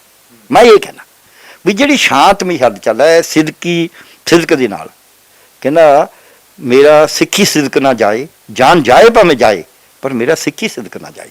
ਉਹ ਜਿਹੜਾ ਸਿਦਕ ਹੈ, ਜਿਹੜਾ ਸਿਰੜ ਹੈ, ਤੇ ਜਿਹੜਾ ਸੰਕਲਪ ਹੈ, ਜਿਹੜਾ ਸੰਤੋਖ ਹੈ, ਜਿਹੜਾ ਸਬਰ ਹੈ, ਇਹ ਸਿੱਖੀ 'ਚ ਹੈ। ਇਹ ਸਿੱਖੀ ਸਿਦਕ ਹੈ। ਇਹ ਇਕੱਲਾ ਇਹ ਨਹੀਂ ਆ ਵੀ ਚਾਰ ਨਾਰੇ ਲਾਤੇ, ਗਰਮ ਨਾਰੇ ਲਾਉਣਾ ਕੋਈ ਔਖਾ ਨਹੀਂ। ਜੇ ਕਹਿੰਦੇ, ਜੇ ਬਾਬਾ ਫਰੀਦ ਨੇ ਕਿਹਾ, ਫਰੀਦ ਸਾਹਿਬ ਦੀ ਪਈ ਹੈ, ਜੇ ਲੱਭ ਤਾਂ ਨੇ ਕਿਹਾ, ਲੱਭ ਤਾਂ ਕੂੜਾ ਨੇ, ਕਿਚਰ ਝੱਟ ਲੰਘਾਈ ਹੈ, ਛੱਪਰ ਟੁੱਟੇ ਮੇ। ਕਹਿੰਦੇ ਜੇ ਲਾਲਚ ਹੈ ਫਿਰ ਪ੍ਰੇਮ ਕਰਦਾ। ਸੋ ਜਿਹਨੇ ਲਾਲਚ ਕਰਿਆ ਵੀ ਮੈਨੂੰ CMship ਮਿਲ ਜੇ, ਮੈਨੂੰ MLA ਬਣ ਜਾ, ਮੈਨੂੰ, ਇਹ ਤਾਂ ਫਕੀਰੀ ਹੈ। ਸਿੱਖੀ ਕੀ ਹੈ? ਫਕੀਰੀ ਹੈ। ਸਿੱਖੀ ਦੇ ਵਿੱਚ ਤਾਂ ਗੁਰੂ ਨਾਨਕ ਦੇਵ ਜੀ ਨੇ ਸ਼੍ਰੀ ਚੰਦ ਤੇ ਲక్ష్ਮੀ ਚੰਦ ਨੂੰ ਕਿਉਂ ਨਹੀਂ ਗੱਦੀ ਦਿੱਤੀ? ਸਿੱਖੀ ਕੋਈ ਪਿਤਾ ਪੁਰਖੀ ਨਹੀਂ ਹੈ। ਸੋ ਸਿੱਖੀ ਬਹੁਤ ਵੱਡਾ ਸਿਧਾਂਤ ਹੈ। ਸਿੱਖੀ ਬਹੁਤ ਵੱਡੀ ਰੂਹਾਨੀਅਤ ਹੈ। ਸਿੱਖੀ ਬਰਾਬਰਤਾ ਦੀ ਗੱਲ ਹੈ। ਸਿੱਖੀ ਮਨੁੱਖਤਾ ਦੀ ਗੱਲ ਹੈ। ਸਿੱਖੀ ਹੌਸਲੇ ਦੀ ਗੱਲ ਹੈ। ਸਿੱਖੀ ਸੱਚ ਦੀ ਗੱਲ ਹੈ। ਸਿੱਖੀ ਸੱਚ ਤੇ ਪਹਿਰਾ ਦੇਣ ਦੀ ਗੱਲ ਹੈ। ਸਿੱਖੀ ਦੂਜਿਆਂ ਵਾਸਤੇ, ਮਨੁੱਖਤਾ ਵਾਸਤੇ ਸਿਰ ਦੇਣ ਦੀ ਗੱਲ ਹੈ। ਸਿੱਖੀ ਇਹ ਹੈ। ਸਿੱਖੀ ਕਿਸੇ ਦਾ ਸਿਰ ਨਹੀਂ ਲਾਉਂਦੀ। ਸਿਰ ਉਦੋਂ ਲੈ ਸਕਦਾ ਕਿਸੇ ਹੋਰ ਕਾਰਨ 'ਚ ਕਰਕੇ, ਪਰ ਸਿੱਖੀ ਕਿਸੇ ਮਜ਼ਲੂਮ ਤੇ ਬਾਹਰ ਨਹੀਂ ਕਰਦੀ। ਜੀ ਡਾਕਟਰ ਸਾਹਿਬ, ਤੁਸੀਂ 84 ਦਾ ਇਤਿਹਾਸ ਕਾਫੀ ਪੜ੍ਹਿਆ। 84 ਦੇ ਵਿੱਚ ਕੀ ਦੇਖਿਆ? ਕੀ ਉਸ ਵਕਤ ਕੀ ਦੇਖਿਆ? ਜਿਵੇਂ ਹੁਣ ਕਿਹਾ ਜਾਂਦਾ ਕਿ ਸੰਤ ਜਰਨੈਲ ਸਿੰਘ ਭਿੰਡਰਾਂ ਨੇ ਕਹਿੰਦੇ ਸੀ ਵੀ ਅਸੀਂ ਜ਼ਮੀਰ ਦੇ ਮਰਨ ਨੂੰ ਮੌਤ ਸਮਝਦੇ ਹਾਂ, ਸਰੀਰ ਦੇ ਮਰਨ ਨੂੰ ਮੌਤ ਨਹੀਂ ਸਮਝਦੇ। ਤੇ ਜਾਂ ਗੱਲ ਕਰੀਏ ਤਾਂ ਵੀ ਕਿਹਾ ਜਾਂਦਾ ਸੀ ਕਿ ਸੰਤ ਜਰਨੈਲ ਸਿੰਘ ਭਿੰਡਰਾਂ ਵਾਲੇ ਇਹ ਵੀ ਕਹਿੰਦੇ ਰਹਿੰਦੇ ਵੀ ਅਸੀਂ ਖਾਲਿਸਤਾਨ ਦੀ ਮੰਗ ਨਹੀਂ ਕਰਦੇ, ਸਾਨੂੰ ਸਾਡੇ ਅਧਿਕਾਰ ਦਿੱਤੇ ਜਾਣ। ਤੁਸੀਂ ਉਹ ਚੀਜ਼ਾਂ ਨੂੰ ਨੇੜੇ ਤੋਂ ਦੇਖਿਆ ਗਿਆ, ਕਿਵੇਂ ਲੱਗਦਾ ਸੀਗਾ ਉਸ ਵਕਤ? ਦੇਖੋ, ਲੜਾਈ ਤਾਂ ਉਹ ਅਧਿਕਾਰਾਂ ਦੀ ਸੀ, ਔਰ ਸੰਤ ਜੀ ਨੇ ਤਾਂ ਕਦੇ ਨਹੀਂ ਖਾਲਿਸਤਾਨ ਦੀ ਗੱਲ ਕਰੀ ਸੀ। ਮੈਂ ਤਾਂ ਉਹ ਅਟੈਂਡ ਕਰਦੇ ਹਾਂ ਕੰਗਰੀਗੇਸ਼ਨਸ ਵੀ। ਮੈਂ ਤਾਂ ਉਦੋਂ ਡਾਕਟਰ ਲੱਗੇ ਨੂੰ ਵੀ 10 ਸਾਲ ਹੋ ਗਏ ਸੀ। ਮੈਂ ਤਾਂ ਜਿਹੜਾ ਕਪੂਰੀ ਮੋਰਚਾ ਲੱਗਿਆ ਉਹ ਵੀ ਅਟੈਂਡ ਕਰਿਆ ਆਪ। ਸੋ ਮੈਨੂੰ ਕੋਈ ਕਦੇ ਝਿਜਕ ਨਹੀਂ ਹੋਈ। ਮੈਂ ਤਾਂ ਉਹਨਾਂ ਦਿਨਾਂ 'ਚ ਜਦ ਬਲਿਊ ਸਟਾਰ ਹੋਇਆ, ਮੈਂ ਸੀਨੀਅਰ ਮੈਡੀਕਲ ਅਫਸਰ ਦਾ ਚਾਰਜ ਸੀ ਮੇਰੇ ਕੋਲ ਗੁਰਦਾਸਪੁਰ ਹਸਪਤਾਲ ਦਾ। 3 ਜੂਨ 1984 ਨੂੰ ਸੰਡੇ ਦਾ ਦਿਨ ਸੀ। ਸੋ ਮੈਂ ਤਾਂ ਸਾਰੇ ਦਿਨ ਦੇਖੇ ਨੇ ਆਪ। ਮੈਂ ਤਾਂ ਉੱਥੇ ਜਿੱਦ 2 ਜੂਨ ਨੂੰ ਗੋਲੀ ਚੱਲੀ, 1 ਜੂਨ ਨੂੰ ਪੂਰੀ ਚਾਂਦਮਾਰੀ ਕਰੀ ਉਹਨਾਂ ਨੇ ਇਹ ਦੇਖਣ ਵਾਸਤੇ ਵੀ ਕਿੱਥੇ ਕਿੱਥੇ ਅੰਦਰੋਂ ਗੋਲੀ ਕਿੱਥੋਂ ਆਉਂਦੀ ਆ। ਉਹਨੇ BSF ਨੇ ਚਲਾਈ ਸੀ, CRP ਨੇ। ਉਹ ਤਾਂ ਮੈਂ ਸੀ ਤਾਂ ਉੱਥੇ ਸਾਡਾ ਹੈਲਥ ਸੈਂਟਰ ਨੇੜੇ ਜਲਿਆਂਵਾਲਾ ਬਾਗ ਦੇ। ਸੋ ਮੈਂ ਤਾਂ ਜਿਹੜੀ ਉਹਨਾਂ ਨੇ ਇੰਟਲੈਕਚੁਅਲ ਕਾਨਫਰੰਸ ਬਣਾਈ ਸੰਤਾਂ ਨੇ, ਅਤੇ ਮੈਂ ਤਾਂ ਉਹਦੇ 'ਚ ਵੀ ਸਾਰਾ ਦਿਨ ਅਟੈਂਡ ਕਰਕੇ ਆਇਆ। ਸੋ ਮੰਜੀ ਸਾਹਿਬ ਹਾਲ 'ਚ ਸੀ, ਉਹਨਾਂ ਭਰਿਆ ਹੋਇਆ ਸੀ। ਸੋ ਮੈਂ ਉਹ ਸਾਰਾ ਕੁਝ ਦੇਖਿਆ। ਸੰਤਾਂ ਤਾਂ ਇਹੀ ਕਹਿੰਦੇ ਸੀ, ਪਰ ਕਿਤੇ ਨਾ ਕਿਤੇ ਇਹ ਗੱਲ ਹੋਈ ਜਿੱਦਾਂ ਢਿੱਲਵਾਂ ਬੱਸ ਚੋਂ ਕੱਢ ਕੇ 6 ਬੰਦੇ ਮਾਰੇ, ਉਸ ਕਤਲ ਕਾਂਡ ਦੀ ਜੋ ਮੈਨੂੰ ਪਤਾ ਲੱਗਿਆ। ਇਹ ਤਾਂ ਜਿਵੇਂ ਤੁਸੀਂ ਕਹਿੰਦੇ ਹੋ ਨਾ, ਕਿਤਾਬ 'ਚ ਕੁਛ ਵੀ ਲਿਖਿਆ ਹੁੰਦਾ ਵੀ ਤਾਂ ਕੁਛ ਵੀ ਵਾਲੀ ਗੱਲ ਹੈ, ਜੋ ਮੈਂ ਪਹਿਲੀ ਕਹਿ ਰਿਹਾ। ਦੂਜੀ ਸੱਚ ਹੈ ਵੀ ਉਹ ਮੈਂ ਆਪ ਦੇਖੀ ਹੈ। ਉਹਦੇ ਵਿੱਚ ਮੈਨੂੰ ਇਹ ਪਤਾ ਲੱਗਿਆ ਵੀ ਸੰਤ ਜਰਨੈਲ ਸਿੰਘ ਪਿੰਡਾਂ ਵਾਲੇ ਜੀ ਇਸ ਗੱਲ ਨੂੰ ਕੰਡੈਮ ਕਰਨ ਲੱਗੇ ਸੀ ਵੀ ਇਹ ਮਾੜੀ ਗੱਲ ਹੋਈ ਹੈ। ਪਰ ਆਲੇ ਦੁਆਲੇ ਬਹੁਤ ਤਰ੍ਹਾਂ ਦੇ ਲੋਕ ਹੁੰਦੇ ਨੇ ਸਲਾਹ ਕਰਨ ਵਾਲੇ, ਔਰ ਉਹਨਾਂ 'ਚ ਕੋਈ ਪਤਾ ਨਹੀਂ ਹੁੰਦਾ ਵੀ ਕਿਹੜਾ ਤੁਹਾਡਾ ਹੈ ਅਤੇ ਕਿਹੜਾ ਦੂਜਾ। ਇਹ ਵੀ ਔਖਾ ਹੁੰਦਾ ਇਹ ਜੀ ਮੂਵਮੈਂਟ ਦੇ ਵਿੱਚ, ਅਤੇ ਉਹ ਨਹੀਂ ਕਰਨ ਦਿੱਤਾ ਗਿਆ। ਪਰ ਇਹਦੇ ਬਾਵਜੂਦ ਵੀ ਸੰਤਾਂ ਨੇ ਇਹ ਬਿਆਨ ਜ਼ਰੂਰ ਦਿੱਤਾ। ਇਹ ਤਾਂ ਬਿਆਨ ਕਿਉਂਕਿ ਅਖਬਾਰ 'ਚ ਆ ਗਿਆ, ਇਸ ਕਰਕੇ ਉਹ ਤਾਂ ਸੱਚੀ ਹੈ ਕਿ ਇਹ ਜਿਹੜੇ ਨੇ ਸਟੇਟ ਨੇ ਕਰਾਏ ਨੇ, ਅਸੀਂ ਨਹੀਂ ਕਰੇ। ਜਦ ਕਿ ਬਿਆਨ ਇਹ ਚਾਹੀਦਾ ਸੀ ਵੀ ਇਹ ਕਤਲ ਅਤੀ ਘਿਨਾਉਣੇ ਨੇ, ਇਹ ਸਟੇਟ ਜਾਣਬੁੱਝ ਕੇ ਕਤਲ ਕਰਾ ਕੇ ਸਾਡੇ 'ਤੇ ਹਮਲਾ ਕਰਨਾ ਚਾਹੁੰਦੀ ਹੈ, ਸਾਡੇ ਖਾਤੇ ਪਾਉਣਾ ਚਾਹੁੰਦੀ ਹੈ, ਸਾਡੀਆਂ ਸ਼ਕਲਾਂ ਵਾਲਿਆਂ ਤੋਂ ਕਰਵਾਉਣਗੇ, ਸਾਡੀਆਂ ਸ਼ਕਲਾਂ ਧਾਰ ਕੇ ਕਰਵਾਉਣਗੇ। ਇਹ ਕਹਿਣਾ ਚਾਹੀਦਾ ਸੀ। ਮੈਂ ਜਿਹੜਾ ਸਿੱਖੀ ਸਰੂਪ ਦੀ ਗੱਲ, ਮੈਂ ਤੁਹਾਨੂੰ ਹੁਣੀ ਇੱਕ ਛੋਟੀ ਜਿਹੀ ਗੱਲ ਸੁਣਾਵਾਂਗਾ। ਇਹ ਨਹੀਂ ਕਿਹਾ, ਪਰ ਉਹਨਾਂ ਨੇ ਕਿਹਾ ਵੀ ਅਸੀਂ ਕੋਈ ਕਤਲ ਨਹੀਂ ਕਰੇ। ਇਹ ਉਹ ਦੱਸਣ ਏਜੰਸੀਆਂ ਜਿਨ੍ਹਾਂ ਨੇ ਢਿੱਲਵਾਂ ਕਲਾਂ ਤੋਂ 40 ਕਿਲੋਮੀਟਰ ਬੱਸ ਚੱਲ ਕੇ ਚਾਟੀਵਿੰਡ ਰੋਡ 'ਤੇ ਕਿਵੇਂ ਆ ਕੇ ਖੜ੍ਹ ਗਈ। ਉਹ ਬੱਸ ਨੂੰ ਫੜਿਆ ਕਿਉਂ ਨਹੀਂ ਰਸਤੇ 'ਚ? ਆਫਟਰ ਬੱਸ 'ਚ ਕਤਲ ਹੋ ਗਏ, ਉਹ ਬੱਸ ਚਾਟੀਵਿੰਡ ਰੋਡ ਕਿਵੇਂ ਪਹੁੰਚ ਗਈ?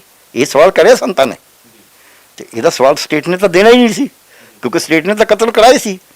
ਉਹ ਕਤਲੋ ਗਾਰਤ ਦੇ ਵਿੱਚ ਹੁਣ ਬਹੁਤ ਸਾਰੇ ਲੋਕ ਨੌਜਵਾਨ, ਮੈਨੂੰ ਨਹੀਂ ਪਤਾ ਤੁਸੀਂ ਕਿਸ ਤਰ੍ਹਾਂ ਸੋਚਦੇ ਹੋ, ਬਹੁਤ ਸਾਰੇ ਨੌਜਵਾਨ ਵੀ ਜੀ ਸੰਤਾਂ ਨੇ ਤਾਂ ਇੰਦਰਾ ਗਾਂਧੀ ਨੇ ਆਖਿਆ ਸੀ ਅਸੀਂ ਸਿੱਖਾਂ ਨੂੰ ਮਾਰ ਦਾਂਗੇ। ਤੁਹਾਡੇ ਖਿਆਲ 'ਚ ਇੰਦਰਾ ਗਾਂਧੀ ਦੀ ਹਿੰਮਤ ਪੈ ਜਾਂਦੀ ਸਿੱਖਾਂ ਨੂੰ ਮਾਰਨ ਦੀ? ਇੰਦਰਾ ਗਾਂਧੀ ਮਰ ਗਈ, ਠੀਕ ਹੈ, ਉਦੋਂ ਬਾਅਦ ਸਿੱਖਾਂ ਨੂੰ ਮਾਰਨ ਦੀ ਕਤਲੇਆਮ ਕਰਿਆ, ਫਿਰ ਸਿੱਖ ਖਤਮ ਹੋ ਗਏ? ਦੱਸੇ ਮੈਨੂੰ ਕੋਈ, ਫਿਰ ਸਿੱਖਾਂ ਨੂੰ ਖਤਮ ਕਰਤਾ? ਭਾਈ ਇਹ ਤਾਂ ਕਿ ਸਿੱਖੀ ਤਾਂ ਉਹ ਹੈ, ਕਹਿੰਦਾ ਮੰਨੂ ਸਾਡੀ ਦਾਤਰੀ, ਅਸੀਂ ਮੰਨੂ ਦੇ ਸੋਏ, ਜਿਉਂ ਜਿਉਂ ਮੰਨੂ ਵੱਢਦਾ ਅਸੀਂ ਦੂਨੇ ਚਾਉਣੇ ਹੋਏ। ਤੁਹਾਡੇ ਖਿਆਲ 'ਚ ਸਿੱਖੀ ਐਂ ਖਤਮ ਹੋ ਜੂਗੀ? ਸੋ ਇਹ ਜਿਹੜਾ ਸਵਾਲ ਜਿਹੜੇ ਨੌਜਵਾਨ ਕਰਦੇ ਨੇ, ਮੈਂ ਆਪ ਸੁਣਿਆ ਸੰਤਾਂ ਨੂੰ ਕਹਿੰਦੇ ਵੀ 35 ਹੁੰਦੇ ਨੇ, ਦੰਬੂਕਾਂ ਲੈ ਲਓ। ਇਹ ਗੱਲ ਕਿਸੇ ਲੈਵਲ 'ਤੇ ਇਸ ਤਰੀਕੇ ਨਾਲ ਚਲਾਈ ਗਈ ਜਿਵੇਂ ਹੁਣ ਕਿਸਾਨਾਂ ਨੂੰ ਬੰਦੀ ਚਲਾਉਂਦੇ ਨੇ, ਕਿਉਂਕਿ ਇਹ ਤਾਂ ਉਦੋਂ ਹੋਈ ਹੈ ਨਾ ਜਦ ਬਲੂ ਸਟਾਰ ਤੋਂ ਮਹੀਨਾ ਕੁ ਪਹਿਲਾਂ ਹੀ ਵੀ ਚਲਾਈ ਜਾਓ, ਨਹੀਂ ਜੀ ਐਂ ਹੋਣਾ ਚਾਹੀਦਾ ਹੈ। ਆਲੇ ਦੁਆਲੇ ਬਹੁਤ ਸਾਰੀਆਂ, ਮੈਂ ਲੀਡਰ ਰਿਹਾ, ਮੈਨੂੰ ਪਤਾ ਵੀ ਏਜੰਸੀਆਂ ਐਸੀਆਂ ਹੁੰਦੀਆਂ ਨੇ ਜਿਹੜੇ ਤੁਹਾਨੂੰ ਪਤਾ ਹੀ ਨਹੀਂ ਲੱਗਣ ਦਿੰਦੀਆਂ ਵੀ ਇਹ ਬੰਦਾ ਏਜੰਸੀ ਦਾ। ਤੁਹਾਨੂੰ ਲੱਗਦਾ ਸਾਡਾ ਬੰਦਾ ਰਾਏ ਦੇ ਰਿਹਾ, ਠੀਕ, ਬੰਦਾ ਏਜੰਸੀ ਦਾ ਹੁੰਦਾ। ਮੈਂ ਆਹ ਅੰਦੋਲਨ 'ਚ ਦੇਖਿਆ ਹੁਣ ਵੀ ਕੌਣ ਬੰਦੇ ਏਜੰਸੀ ਦੇ, ਮੈਂ ਫੱਟ ਪਛਾਣ ਲੈਣਾ ਵੀ ਇਹ ਬੰਦਾ ਤਾਂ ਏਜੰਸੀ ਦਾ, ਕਿਉਂਕਿ ਉਹ ਗੱਲ ਜੀ ਉਹਦੀ ਗੱਲ ਤਾਂ ਪਤਾ ਲੱਗ ਜਾਂਦਾ ਵੀ ਇਹ ਗੱਲਾਂ ਐਂ ਕਿਉਂ ਕਰਦਾ। ਸੋ ਇਸ ਕਰਕੇ ਉਸ ਅੰਦੋਲਨ ਦੇ ਵਿੱਚ ਇੱਕ ਵਾਇਲੈਂਸ ਇੰਟਰੋਡਿਊਸ ਕਰੀ ਸਰਕਾਰ ਨੇ। ਉਹ ਕਿਵੇਂ ਕਰੀ? ਜਿਹੜਾ ਅੱਜ ਦਾ ਸਿੱਖ ਨੌਜਵਾਨ ਦੇਖਦਾ ਹੀ ਨਹੀਂ। ਜੇ ਤੁਸੀਂ ਉੱਥੇ ਖੜੇ ਰਹੋਗੇ ਅੱਗੇ ਨਹੀਂ ਵਧ ਸਕਦੇ ਆਪਾਂ। 78 ਦੇ ਵਿੱਚ ਅਸਲ 'ਚ ਵਾਇਲੈਂਸ 66 ਤੋਂ ਸ਼ੁਰੂ ਹੋਈ, ਜਦ ਸਾਨੂੰ ਸਾਡੇ ਹੱਕ ਨਹੀਂ ਦਿੱਤੇ, ਪੰਜਾਬੀ ਸੂਬਾ ਲੰਗੜਾ ਦਿੱਤਾ, ਫਿਰ ਵਾਇਲੈਂਸ ਹੀ ਹੋਈ ਨਾ। ਉਹ ਧੱਕੇ ਨਾਲ ਉਹ BBMB ਵੀ ਰੱਖ ਲਿਆ, ਪੰਜਾਬ ਯੂਨੀਵਰਸਿਟੀ ਵੀ ਰੱਖ ਲਈ, ਚੰਡੀਗੜ੍ਹ ਵੀ ਰੱਖ ਲਿਆ, ਐਗਰੀਕਲਚਰ ਯੂਨੀਵਰਸਿਟੀ, ਠੀਕ ਹੈ ਨਾ, ਧੱਕੇ ਨਾਲ ਸਾਡੇ ਹੱਕ ਨਹੀਂ ਦਿੱਤੇ। ਫਿਰ 78 ਦੇ ਵਿੱਚ ਬਾਦਲ ਸਾਹਿਬ ਦੀ ਸਰਕਾਰ ਸੀ, ਨਿਰੰਕਾਰੀਆਂ ਨੇ ਉੱਥੇ ਸੰਮੇਲਨ ਕਰਨਾ ਸੀ। ਨਿਰੰਕਾਰੀ ਸ਼ਰੇਆਮ ਸਿੱਖ ਧਰਮ ਦੇ ਵਿਰੁੱਧ ਬੋਲਦੇ ਸੀ। ਆਪਦਾ ਧਰਮ ਕੋਈ ਮੰਨੇ, ਠੀਕ ਹੈ, ਸਮਝ ਗਏ। ਉੱਥੇ ਗਏ ਇਹ ਅਖੰਡ ਕੀਰਤਨੀ ਜਥੇ ਵਾਲੇ, ਉਹਨਾਂ ਨੇ ਪਹਿਲਾਂ ਹੀ ਤਿਆਰੀ ਕਰੀ ਹੋਈ ਸੀ, ਗੁਰਬਚਨ ਸਿੰਘ ਹੋਰਾਂ ਨੇ। ਉੱਥੇ 13 ਸਿੰਘ ਸ਼ਹੀਦ ਹੋ ਗਏ, 2-3 ਉਹਨਾਂ ਦੇ ਵੀ ਹੋਏ ਨੇ, 13 ਸ਼ਹੀਦ ਹੋ ਗਏ। ਉਹ 13 ਸ਼ਹੀਦ ਹੋਣ ਦੇ ਵਿੱਚ ਲਾਲਾ ਜਗਤ ਨਾਰਾਇਣ ਨੇ ਗਵਾਹੀ ਇਹ ਦਿੱਤੀ ਵੀ ਉਹ ਤਾਂ ਹਮਲਾਵਰ ਸਿੱਖ ਆਏ ਸੀ, ਇਹ ਤਾਂ ਡਿਫੈਂਸ ਦੇ ਵਿੱਚ ਇਹਨਾਂ ਨੇ ਗੋਲੀ ਚਲਾਈ ਹੈ, ਠੀਕ ਹੈ। ਉਹ ਬਰੀ ਹੋ ਗਏ ਗੋਲੀ ਚਲਾਉਣ ਵਾਲੇ। ਉਦੋਂ ਬਾਅਦ ਗੁਰਬਚਨ ਸਿੰਘ ਦਾ ਕਤਲ ਹੋਇਆ, ਉਦੋਂ ਬਾਅਦ ਲਾਲਾ ਜਗਤ ਨਾਰਾਇਣ ਦਾ ਕਤਲ ਹੋਇਆ। ਉਦੋਂ ਬਾਅਦ ਫਿਰ ਜਿਹੜੇ ਪਰ ਉਹਦਾ ਕੋਈ ਇਹ ਨਹੀਂ ਹੋਇਆ। ਜਦ ਆਹ ਜਿਹੜੀ ਬੱਸਾਂ 'ਚੋਂ ਕਤਲੋਗਾਰਤ ਸ਼ੁਰੂ ਹੋ ਗਈ ਨਾ, ਇੱਥੇ ਡਾਢੇ ਲਾਗੇ ਬੱਸ 'ਚੋਂ ਲਾ ਕੇ ਮਾਰਤੇ, ਮੁਕਤਸਰ ਲਾਗੇ ਬੱਸ 'ਚੋਂ ਲਾ ਕੇ ਮਾਰਤੇ। ਉਹ ਬੱਸ 'ਚੋਂ ਲਾ ਕੇ ਮਾਰ ਰਹੇ ਤਾਂ ਹਿੰਦੂ ਹੁੰਦੇ ਸੀ, ਪਰ ਬਾਕੀ ਜਿਹੜੇ ਮਰੇ ਤਾਂ ਸਿੱਖ ਬਥੇਰੇ ਮਾਰੇ ਨੇ। 2 ਪੁਲਿਸ ਅਫਸਰ NIS ਦੇ ਵਿੱਚ ਮਾਰੇ ਪਟਿਆਲੇ, ਉਹ ਦੋਨੇ ਸਰਦਾਰ ਸੀਗੇ, ਦੋਨੇ ਸਿੱਖ ਸੀਗੇ। ਜਿਹੜਾ ਅਟਵਾਲ ਨੂੰ ਮਾਰਿਆ ਉਹ ਵੀ ਸਰਦਾਰ ਸੀ। ਜਿਹੜਾ ਰਟੌਲ ਮੁਕਾਬਲੇ ਦੇ ਵਿੱਚ ਅਜੀਤ ਸਿੰਘ ਮਾਰਿਆ ਉਹ ਵੀ ਸਰਦਾਰ ਸੀ। ਸੋ ਇਹ ਭੁਲੇਖਾ ਨਹੀਂ ਰੱਖਣਾ ਚਾਹੀਦਾ, ਦੋਨੇ ਪਾਸੇ ਸਿੱਖ ਸੀਗੇ। ਸੋ ਭਰਾ ਮਾਰ ਜੰਗ ਕਰਵਾਈ ਗਈ ਸਟੇਟ ਵੱਲੋਂ। ਇਹਨੂੰ ਸਮਝਣ ਦੀ ਲੋੜ ਹੈ। ਜਿੰਨਾ ਚਿਰ ਆਪਾਂ ਇਹ ਨਹੀਂ ਸਮਝਾਂਗੇ ਉਹਨਾਂ ਚਿਰ ਅਸੀਂ ਉਹ 84 ਦਾ ਜੇ ਬਦਲਾ ਵੀ ਕਹੀਏ ਆਪਾਂ, ਜਾਂ ਕਿ ਸਿਲਾ ਮੋੜਨਾ ਵੀ ਚੰਗਾ ਤੁਸੀਂ 21 ਪਾਏ ਸੀ, ਅਸੀਂ 31 ਪਾਤੇ। 21 ਦੇ 31 ਕਦ ਪੈਣਗੇ? 21 ਦੇ 31 ਉਦੋਂ ਪੈਣਗੇ ਜੇ ਅਸੀਂ ਪੰਜਾਬ ਦੇ ਜਿਹੜੇ ਵੱਧ ਅਧਿਕਾਰ ਨੇ, ਪਹਿਲਾ ਸਟੈਪ ਉਹ, ਉਦੋਂ ਅੱਗੇ ਫਿਰ ਕੁਦਮ ਕਚਾਰੀ ਹੋਰ ਜੋ ਵੀ ਕਰਨਾ, ਕਿਉਂਕਿ ਹਮੇਸ਼ਾ ਸਟੈਪ ਵਾਈਜ਼ ਕੰਮ ਹੁੰਦਾ ਨਾ। ਪਹਿਲਾ ਸਟੈਪ ਹੈ ਜਿਹੜੇ ਸਾਡੇ ਅਧਿਕਾਰ ਖੋੜੋ ਤਾਂ ਵਾਪਸ ਲੈ ਲਓ। ਸੋ ਇਸ ਕਰਕੇ ਪਰ ਕਹਿੰਦੇ ਪੈਸਾ ਖੋਟਾ ਆਪਦਾ, ਬਾਣੀਏ ਨੂੰ ਕੀ ਦੋਸ਼? ਸਾਡੇ ਆਪਣੀ ਹੁਣ ਜੇ ਅਕਾਲੀ ਦਲ SGPC ਦੇ ਵੀ ਕਾਬਜ਼ ਹੈ, ਅਕਾਲ ਤਖਤ ਦੇ ਜਥੇਦਾਰ ਵੀ ਉਹਨਾਂ ਕੋਲ ਹੈ, ਤੇ ਉਹ ਸਮਝੌਤਾ ਕਰੀ ਬੈਠੇ ਨੇ RSS ਨਾਲ, ਜਿਹੜੀ ਸਾਡੀਆਂ ਕਿਤਾਬਾਂ ਹੀ ਉਲਟ ਲਿਖਦੀ ਹੈ, ਸਾਨੂੰ ਕਹਿੰਦੀ ਹੈ ਵੀ ਸਿੱਖ ਤਾਂ ਬਕਰ ਧਰਮ ਹੈ ਹੀ ਨਹੀਂ। ਜਿਹੜੇ ਕਹਿੰਦੇ ਨੇ ਵੀ ਗੁਰੂ ਨਾਨਕ ਦੇਵ ਜੀ ਤਾਂ ਉੱਥੇ ਦਰਸ਼ਨ ਕਰਨ ਗਏ ਸੀ ਜਨਮ ਭੂਮੀ ਦੇ, ਰਾਮ ਜਨਮ ਭੂਮੀ ਦੇ, ਉਹਨਾਂ ਦੇ ਨਾਲ ਸਾਂਝ ਪਾਈ ਹੋਈ ਹੈ। ਹੁਣ ਫਿਰ ਤੁਸੀਂ ਕੀ ਕਹੋਗੇ? ਸੋ ਇਸ ਕਰਕੇ ਸਾਨੂੰ ਇਹ ਸਮਝਣਾ ਪਊਗਾ ਵੀ ਸਿੱਖੀ ਕੋਈ ਮੋਨੋਲਿਥ ਨਹੀਂ ਹੈ। ਸਿੱਖੀ ਤਾਂ ਰੋਜ਼ ਘਰੇਲੂ ਝਗੜਾ ਚੱਲਦਾ ਰਿਹਾ। ਜਦ ਗੁਰੂ ਨਾਨਕ ਦੇਵ ਜੀ ਨੇ ਗੱਦੀ ਨਹੀਂ ਦਿੱਤੀ ਤਾਂ ਸ੍ਰੀ ਚੰਦ ਤੇ ਲਖਮੀ ਚੰਦ ਨੇ ਤਾਂ ਆਪਦਾ ਪੰਥ ਬਣਾ ਲਿਆ ਵੱਖਰਾ। ਇਹਨੇ ਦੱਤੂ ਨੂੰ ਨਹੀਂ ਮਿਲੀ ਤਾਂ ਉਹਨੇ ਲੱਤ ਮਾਰੀ ਗੁਰੂ ਅਮਰਦਾਸ ਜੀ ਦੇ। ਗੁਰੂ ਅਮਰਦਾਸ ਜੀ ਨੇ ਆਖਿਆ ਵੀ ਵੱਡੇ ਭਰਾ ਨੂੰ ਸੱਟ ਤਾਂ ਨਹੀਂ ਲੱਗੀ ਪੈਰ ਦੇ ਉੱਤੇ, ਚਰਨਾਂ ਦੇ ਉੱਤੇ, ਮੇਰੇ ਹੱਡ ਜਰਾ ਕਰ ਲਏ ਨੇ। ਇਹ ਗੁਰੂ ਅਮਰਦਾਸ ਜੀ ਨੇ ਕਿਹਾ ਕਿ ਫਿਰ ਗੁਰੂ ਅਰਜਨ ਦੇਵ ਜੀ ਉਹ ਪ੍ਰਿਥੀ ਨੇ ਜੋ ਕੁਛ ਕਰਿਆ। ਹੁਣ ਇਹ ਤਾਂ ਕਹੀ ਜਾਂਦੇ ਵੀ ਗੁਰੂ ਅਰਜਨ ਦੇਵ ਜੀ ਦੀ ਸ਼ਹੀਦੀ ਤਾਂ ਹੋਈ ਹੈ ਕਿ ਉਹਨਾਂ ਨੇ ਰਿਸ਼ਤਾ ਲੈਣ ਤੋਂ ਨਾ ਕਰਤੀ ਸੀ ਚੰਦੂ ਦਾ। ਉਹ ਐ ਨਹੀਂ ਹੋਈ ਸ਼ਹੀਦੀ ਹੋਈ ਹੈ ਸਿੱਖੀ ਅਸੂਲ ਚੋਂ। ਜਹਾਂਗੀਰ ਦੇ ਬੇਟੇ ਨੇ, ਖੁਸਰੋ ਸੀ ਉਹਦਾ ਨਾਂ, ਉਹਨੇ ਬਗਾਵਤ ਕਰਤੀ ਆਪਦੇ ਬਾਪ ਦੇ ਖਿਲਾਫ। ਉਹ ਗੁਰੂ ਸਾਹਿਬ ਕੋਲ ਆ ਗਿਆ ਗੋਇੰਦਵਾਲ, ਉਹਨਾਂ ਨੇ ਟਿੱਕਾ ਲਾਤਾ ਵੀ ਚੱਲ ਤੇਰੇ ਨਾਲ ਆ। ਜਹਾਂਗੀਰ ਨੇ ਆਪ ਲਿਖਿਆ ਆਪਦਾ ਤੁਰ ਕੇ, ਆਪਦੀ ਡਾਇਰੀ 'ਚ ਤੁਰ ਕੇ ਜਹਾਂਗੀਰੀ ਉਹਦਾ ਨਾਂ, ਤੁਝ ਕੇ ਜਹਾਂਗੀਰ, ਕਿ ਮੈਂ ਇਸ ਕਰਕੇ ਉਹ ਕਰਿਆ ਕਿਉਂਕਿ ਉਹਨਾਂ ਨੇ ਕਿਹਾ ਵੀ ਸਟੇਟ ਕਿਵੇਂ ਐਂ ਕਰੇ ਜੀ, ਠੀਕ ਹੈ ਇਹਦਾ ਆਜ਼ਾਦ ਅਧਿਕਾਰ ਹੈ। ਸੋ ਚੈਲੰਜ ਸੀ ਗੁਰੂ ਆਪਣੇ ਹਰਗੋਬਿੰਦ ਸਾਹਿਬ। ਇਹਨਾਂ ਨੇ ਤਾਂ ਕਿਤਾਬ 'ਚ ਇਹ ਲਿਖਤਾ ਵੀ ਗੁਰੂ ਹਰਗੋਬਿੰਦ ਸਾਹਿਬ ਨੇ ਨੌਕਰੀ ਕਰੀ ਸੀ ਜਹਾਂਗੀਰ ਦੀ, ਸਿਪਾਹ ਸਲਾਰ ਬਣ ਕੇ। ਤੁਸੀਂ ਮੰਨ ਸਕਦੇ ਹੋ ਵੀ ਜਿਹੜਾ ਬੰਦਾ ਗਵਾਲੀਅਰ ਦੇ ਕਿਲ੍ਹੇ ਜਦ ਕੈਦ ਹੈ, ਉਦੋਂ ਤੋਂ ਕਹਿੰਦਾ ਵੀ ਮੈਂ ਨਹੀਂ ਬਾਹਰ ਜਾਣਾ ਜਿੰਨਾ ਚਿਰ ਬਾਕੀ 52 ਨਹੀਂ ਛੱਡਦੇ। ਉਦੋਂ ਤੋਂ ਸ਼ਰਤਾਂ ਲਾਉਂਦਾ, ਔਰ ਉਹਦੀ ਸ਼ਰਤ ਮੰਨੀ ਜਾਂਦੀ ਹੈ। ਫਿਰ ਆ ਕੇ ਉਹਦਾ ਨੌਕਰ ਬਣੇਗਾ? ਕੋਈ ਦੱਸੇ। ਇਹ ਪੜ੍ਹਾਉਂਦੇ ਰਹੇ ਨਕਾਲੀ, ਇਹ ਕਿਤਾਬ ਆਪ ਹੀ ਆ ਉੱਤੇ ਦੇਖ ਲਈ, ਇਹ ਪੜ੍ਹਾਉਂਦੇ ਰਹੇ ਨੇ। ਫਿਰ ਇਸ ਕਰਕੇ ਮੈਂ ਇਹ ਕਹਿਣਾ, ਆਪਾਂ ਜਿਹੜੀ ਆਖਰ ਗੱਲ ਜਿਹੜੀ ਕਰਨੀ ਹੋਵੇ, ਬਾਕੀ ਤੁਹਾਡੇ ਸਵਾਲ ਦਾ ਮੈਂ ਜਵਾਬ ਦੇਵਾਂਗਾ, ਵੀ ਆਪਾਂ ਨੂੰ ਗਰਮੀ 'ਚ ਹੋਣ ਦੀ ਬਜਾਏ ਸਿੱਖ ਇਤਿਹਾਸ ਨੂੰ ਪੜ੍ਹੀਏ, ਸਿੱਖ ਫਲਸਫੇ ਨੂੰ ਪੜ੍ਹੀਏ, ਸਿੱਖ ਫਲਸਫੇ ਦੇ ਧਾਰਨੀ ਬਣੀਏ, ਔਰ ਸਿੱਖ ਫਲਸਫੇ 'ਤੇ ਪਹਿਰਾ ਦੀਏ ਸਿਦਕ ਤੇ ਸਿਰ ਨਾਲ। ਡਾਕਟਰ ਸਾਹਿਬ, ਆਪਾਂ ਜਾਂਦੇ ਜਾਂਦੇ ਆਖਰੀ ਸਵਾਲਾਂ ਵੱਲ ਵੱਧਦੇ ਹਾਂ। ਜੇ ਗੱਲ ਕਰੀਏ ਤਾਂ ਪੰਜਾਬ ਦੇ ਵਿੱਚ ਇੱਕ ਬਿਜਲੀ ਦਾ ਮੁੱਦਾ ਬੜਾ ਵੱਡਾ ਹੋਇਆ ਪਿਆ। ਬਿਜਲੀ ਦੇ ਮੁੱਦੇ ਨੂੰ ਲੈ ਕੇ ਸਿਆਸੀ ਪਾਰਟੀਆਂ ਵੀ ਪੱਬਾਂ ਭਾਰ ਹੋਈਆਂ ਪਈਆਂ। ਪਿਛਲੇ ਦਿਨੀ ਅਕਾਲੀ ਦਲ ਵਾਲੇ ਪੱਖੀਆਂ ਚੱਕੀ ਫਿਰਦੇ ਸੀ, ਪਿਛਲੇ ਦਿਨੀ ਆਮ ਆਦਮੀ ਪਾਰਟੀ ਵੱਲੋਂ ਬੈਰੀਗੇਟਾਂ ਦੇ ਉੱਪਰ ਚੜ੍ਹ ਕੇ ਪ੍ਰਦਰਸ਼ਨ ਕਰਿਆ ਜਾਂਦਾ। ਜੇ ਉਸ ਦੇ ਨਾਲ ਹੀ ਗੱਲ ਕਰੀਏ ਤਾਂ BJP ਵਾਲੇ ਕਹਿੰਦੇ ਨੇ ਕਿ ਪੰਜਾਬ ਦੇ ਵਿੱਚ ਨਸ਼ਾ ਬਹੁਤ ਜ਼ਿਆਦਾ ਆ, ਨਸ਼ੇ ਨੂੰ ਲੈ ਕੇ ਬੈਰੀਗੇਟਾਂ ਦੇ ਉੱਪਰ ਚੜ੍ਹਿਆ ਜਾਂਦਾ। ਇਹ ਸਾਰੀਆਂ ਗੱਲਾਂ ਨੂੰ ਕਿਵੇਂ ਦੇਖਦੇ ਹੋ? ਜਾਂਦੇ ਜਾਂਦੇ ਇੱਕ ਆਖਰੀ ਵੱਡਾ ਸਵਾਲ ਹੈ ਇਹ। ਮੋਟੀ ਗੱਲ ਇਹ ਹੈ ਵੀ ਇਹ ਸਾਰੇ ਸਿਰਫ ਵੋਟਾਂ ਵਾਸਤੇ ਕਰਦੇ ਨੇ। 4.5 ਸਾਲ ਕੋਈ ਆਪੋਜੀਸ਼ਨ 'ਚ ਕੋਈ ਕਿਸੇ ਤਰ੍ਹਾਂ ਵਿੱਚ ਆਉਂਦਾ ਹੀ ਰਹਿਣਾ ਅਸੈਂਬਲੀ 'ਚ, ਉਦੋਂ ਕਰ ਲੈਂਦੇ ਜਿਹੜਾ ਕੁਛ ਕਰਨਾ ਸੀ। ਉਦੋਂ ਤਾਂ ਕੁਛ ਨਹੀਂ ਕਰਿਆ ਇਹਨਾਂ ਗੱਲਾਂ 'ਤੇ। ਆਪ ਵਾਲਿਆਂ ਨੂੰ, ਅਕਾਲੀਆਂ ਨੂੰ, BJP ਨੂੰ ਕਿਹਨੇ ਰੋਕਿਆ ਸੀ ਇੱਥੇ ਐਜੀਟੇਸ਼ਨਾਂ ਕਰਨ ਤੋਂ ਕਿ ਜੀ ਨਸ਼ੇ ਬੰਦ ਹੋਣੇ ਚਾਹੀਦੇ ਨੇ, ਬਿਜਲੀ ਦਾ ਪ੍ਰਬੰਧ ਹੋਣਾ ਚਾਹੀਦਾ? ਰੋਕਿਆ ਸੀ ਕਿਸੇ ਨੇ? ਤੇ ਫਿਰ ਇਹਦਾ ਮਤਲਬ ਹੁਣ ਚੋਣਾਂ ਕਿਉਂਕਿ ਆਈਆਂ ਨੇ, ਹੋ ਰਹੇ ਕਿ ਇਹ ਕੱਲ੍ਹ ਨੂੰ ਜਿਹੜੀ ਮਰਜ਼ੀ ਆ, ਤੁਸੀਂ ਐਂ ਕਰੋ ਜੇ ਕਿਤੇ ਬਿਜਲੀ ਮਰ ਜੇ ਨਾ, ਇਹ ਉੱਥੇ ਵੀ ਜਾ ਕੇ ਇਕੱਠੇ ਹੋ ਸਕਦੇ ਨੇ, ਕਿਉਂਕਿ ਇਹਨਾਂ ਨੂੰ ਤਾਂ ਵੋਟਾਂ ਦੇ ਵਾਸਤੇ ਇਹਨਾਂ ਨੂੰ ਲੱਗਦਾ, ਕਿਉਂਕਿ ਇਹਨਾਂ ਦੇ ਜੜ੍ਹਾਂ ਨਹੀਂ ਹੈਗੀਆਂ। ਸਭ ਤੋਂ ਵੱਡਾ ਅੱਜ ਸਿਆਸਤਦਾਨ ਕੀ ਹੋ ਗਿਆ? ਵਪਾਰੀ ਹੋ ਗਿਆ, ਪਰਿਵਾਰੀ ਹੋ ਗਿਆ, ਦਰਬਾਰੀ ਹੋ ਗਿਆ। ਉਹ ਉਤਲੇ ਦੀ ਜੀ ਹਜ਼ੂਰੀ ਕਰਦਾ, ਥੱਲੇ ਵਾਲੇ ਨੂੰ ਦਬਾ ਕੇ ਰੱਖਦਾ। ਇਸ ਕਰਕੇ ਇਹ ਜਿਹੇ ਸਿਆਸਤਦਾਨ ਦੇ ਨਾਲ ਤੁਸੀਂ ਕਦੇ ਵੀ ਨਹੀਂ ਮੰਨ ਸਕਦੇ ਵੀ ਉਹ ਤੁਹਾਡੇ ਸੂਬੇ ਨੂੰ ਅੱਗੇ ਵਧਾਏਗਾ। ਇਹ ਜਿਹੇ ਜਿਹਾ ਜਿਹੜੇ ਕਰ ਰਹੇ ਨੇ, ਇਹ ਡਰਾਮੇਬਾਜ਼ੀ ਸਿਰਫ ਵੋਟਾਂ ਦੇ ਵਾਸਤੇ ਆ। ਕਿਉਂਕਿ ਸਮਝੌਤੇ ਜਿਹੜੇ ਬਿਜਲੀ ਦੇ ਕਰੇ ਇੰਨੇ ਨਜਾਇਜ਼, ਉਹ ਅਕਾਲੀ ਦਲ ਨੇ ਕਰੇ ਨੇ। ਜਿੱਥੋਂ ਤੱਕ ਆਪ ਦਾ ਸਵਾਲ ਹੈ, ਆਪ ਨੇ ਦਿੱਲੀ 'ਚ ਕੋਈ ਸਮਝੌਤਾ ਨਹੀਂ ਤੋੜਿਆ। ਉਹ ਗੱਲ ਵੱਖਰੀ ਹੈ ਵੀ ਦਿੱਲੀ ਦੀ ਸਿਚੁਏਸ਼ਨ ਹੋਰ ਹੈ, ਉਹ ਵੀ ਮੁਫਤ ਬਿਜਲੀ ਦੇਣ ਦੀ ਗੱਲ ਕਰਦੇ, ਉਹ ਵੀ ਕਰੀ ਜਾਂਦੇ। ਕੋਈ 300 ਯੂਨਿਟ ਕਹਿੰਦਾ, ਕੋਈ ਕੁਝ। ਪੰਜਾਬ ਦਾ ਹੱਲ ਉੱਦੇ ਹੋਣਾ ਜਿੱਦੇ ਇੱਥੋਂ ਦੇ ਨੌਜਵਾਨ ਨੂੰ ਰੁਜ਼ਗਾਰ ਮਿਲੇਗਾ, ਇੱਥੋਂ ਦੇ ਲੋਕ ਅਣਖ ਨਾ ਰਹਿਣਗੇ। ਜਿੰਨਾ ਚਿਰ ਤੁਸੀਂ ਕਹਿੰਦਾ ਪੱਤ ਲੱਥੀ ਜੇ ਜੀਵਾ ਜਾਏ, ਸਭ ਹਰਾਮ ਜੇ ਤਾਂ ਕਿਛ ਖਾਏ, ਪੱਤ ਦਹਾ ਕੇ ਜੀਣ ਦਾ ਕੋਈ ਫਾਇਦਾ ਨਹੀਂ। ਜੀਣਾ ਤਾਂ ਅਣਖ ਨਾਲ ਜੀਓ, ਭਾਵੇਂ 4 ਦਿਨ ਜੀਓ। ਕਹਿੰਦਾ ਰਹਿਣਾ 4 ਦਿਨ, ਰਹਿਣਾ ਮਸ਼ਾਲ ਮਚਾ ਕੇ। ਧੰਨਵਾਦ ਜੀ ਤੁਹਾਡਾ। ਸ਼ੁਕਰੀਆ। ਸੋ ਇਹ ਸਨ ਸਾਡੇ ਨਾਲ ਡਾਕਟਰ ਪਿਆਰੇ ਲਾਲ, ਜਿਨ੍ਹਾਂ ਨੇ ਪੰਜਾਬ ਨੂੰ ਲੈ ਕੇ, ਪੰਜਾਬੀਅਤ ਨੂੰ ਲੈ ਕੇ ਗੱਲਬਾਤ ਕਰੀ, ਸਿੱਖੀ ਫਲਸਫੇ ਨੂੰ ਲੈ ਕੇ ਗੱਲਬਾਤ ਕਰੀ ਤੇ ਪੰਜਾਬ ਦੇ ਮੁੱਦਿਆਂ ਨੂੰ ਲੈ ਕੇ ਗੱਲਬਾਤ ਕਰੀ। ਇਸੇ ਤਰ੍ਹਾਂ ਹੋਰ ਵੀ ਜਿਹੜੇ ਪੰਜਾਬ ਦਾ ਦਰਦ ਰੱਖਦੇ ਨੇ, ਪੰਜਾਬੀਅਤ ਦਾ ਦਰਦ ਰੱਖਦੇ ਨੇ, ਉਹਨਾਂ ਨਾਲ ਮਿਲਾਉਂਦੇ ਰਹਾਂਗੇ, ਮੁਲਾਕਾਤ ਕਰਦੇ ਰਹਾਂਗੇ। ਜੁੜੇ ਰਹੋ KTV ਦੇ ਨਾਲ। ਮੇਰੇ ਸਹਿਯੋਗੀ ਸਾਥੀ ਰਜਿੰਦਰ ਦੇ ਨਾਲ। ਮੈਨੂੰ ਹਰਜਿੰਦਰ ਸਿੰਘ ਢਿੱਲੋਂ ਨੂੰ ਦਿਓ ਜੀ ਆਗਿਆ। ਧੰਨਵਾਦ।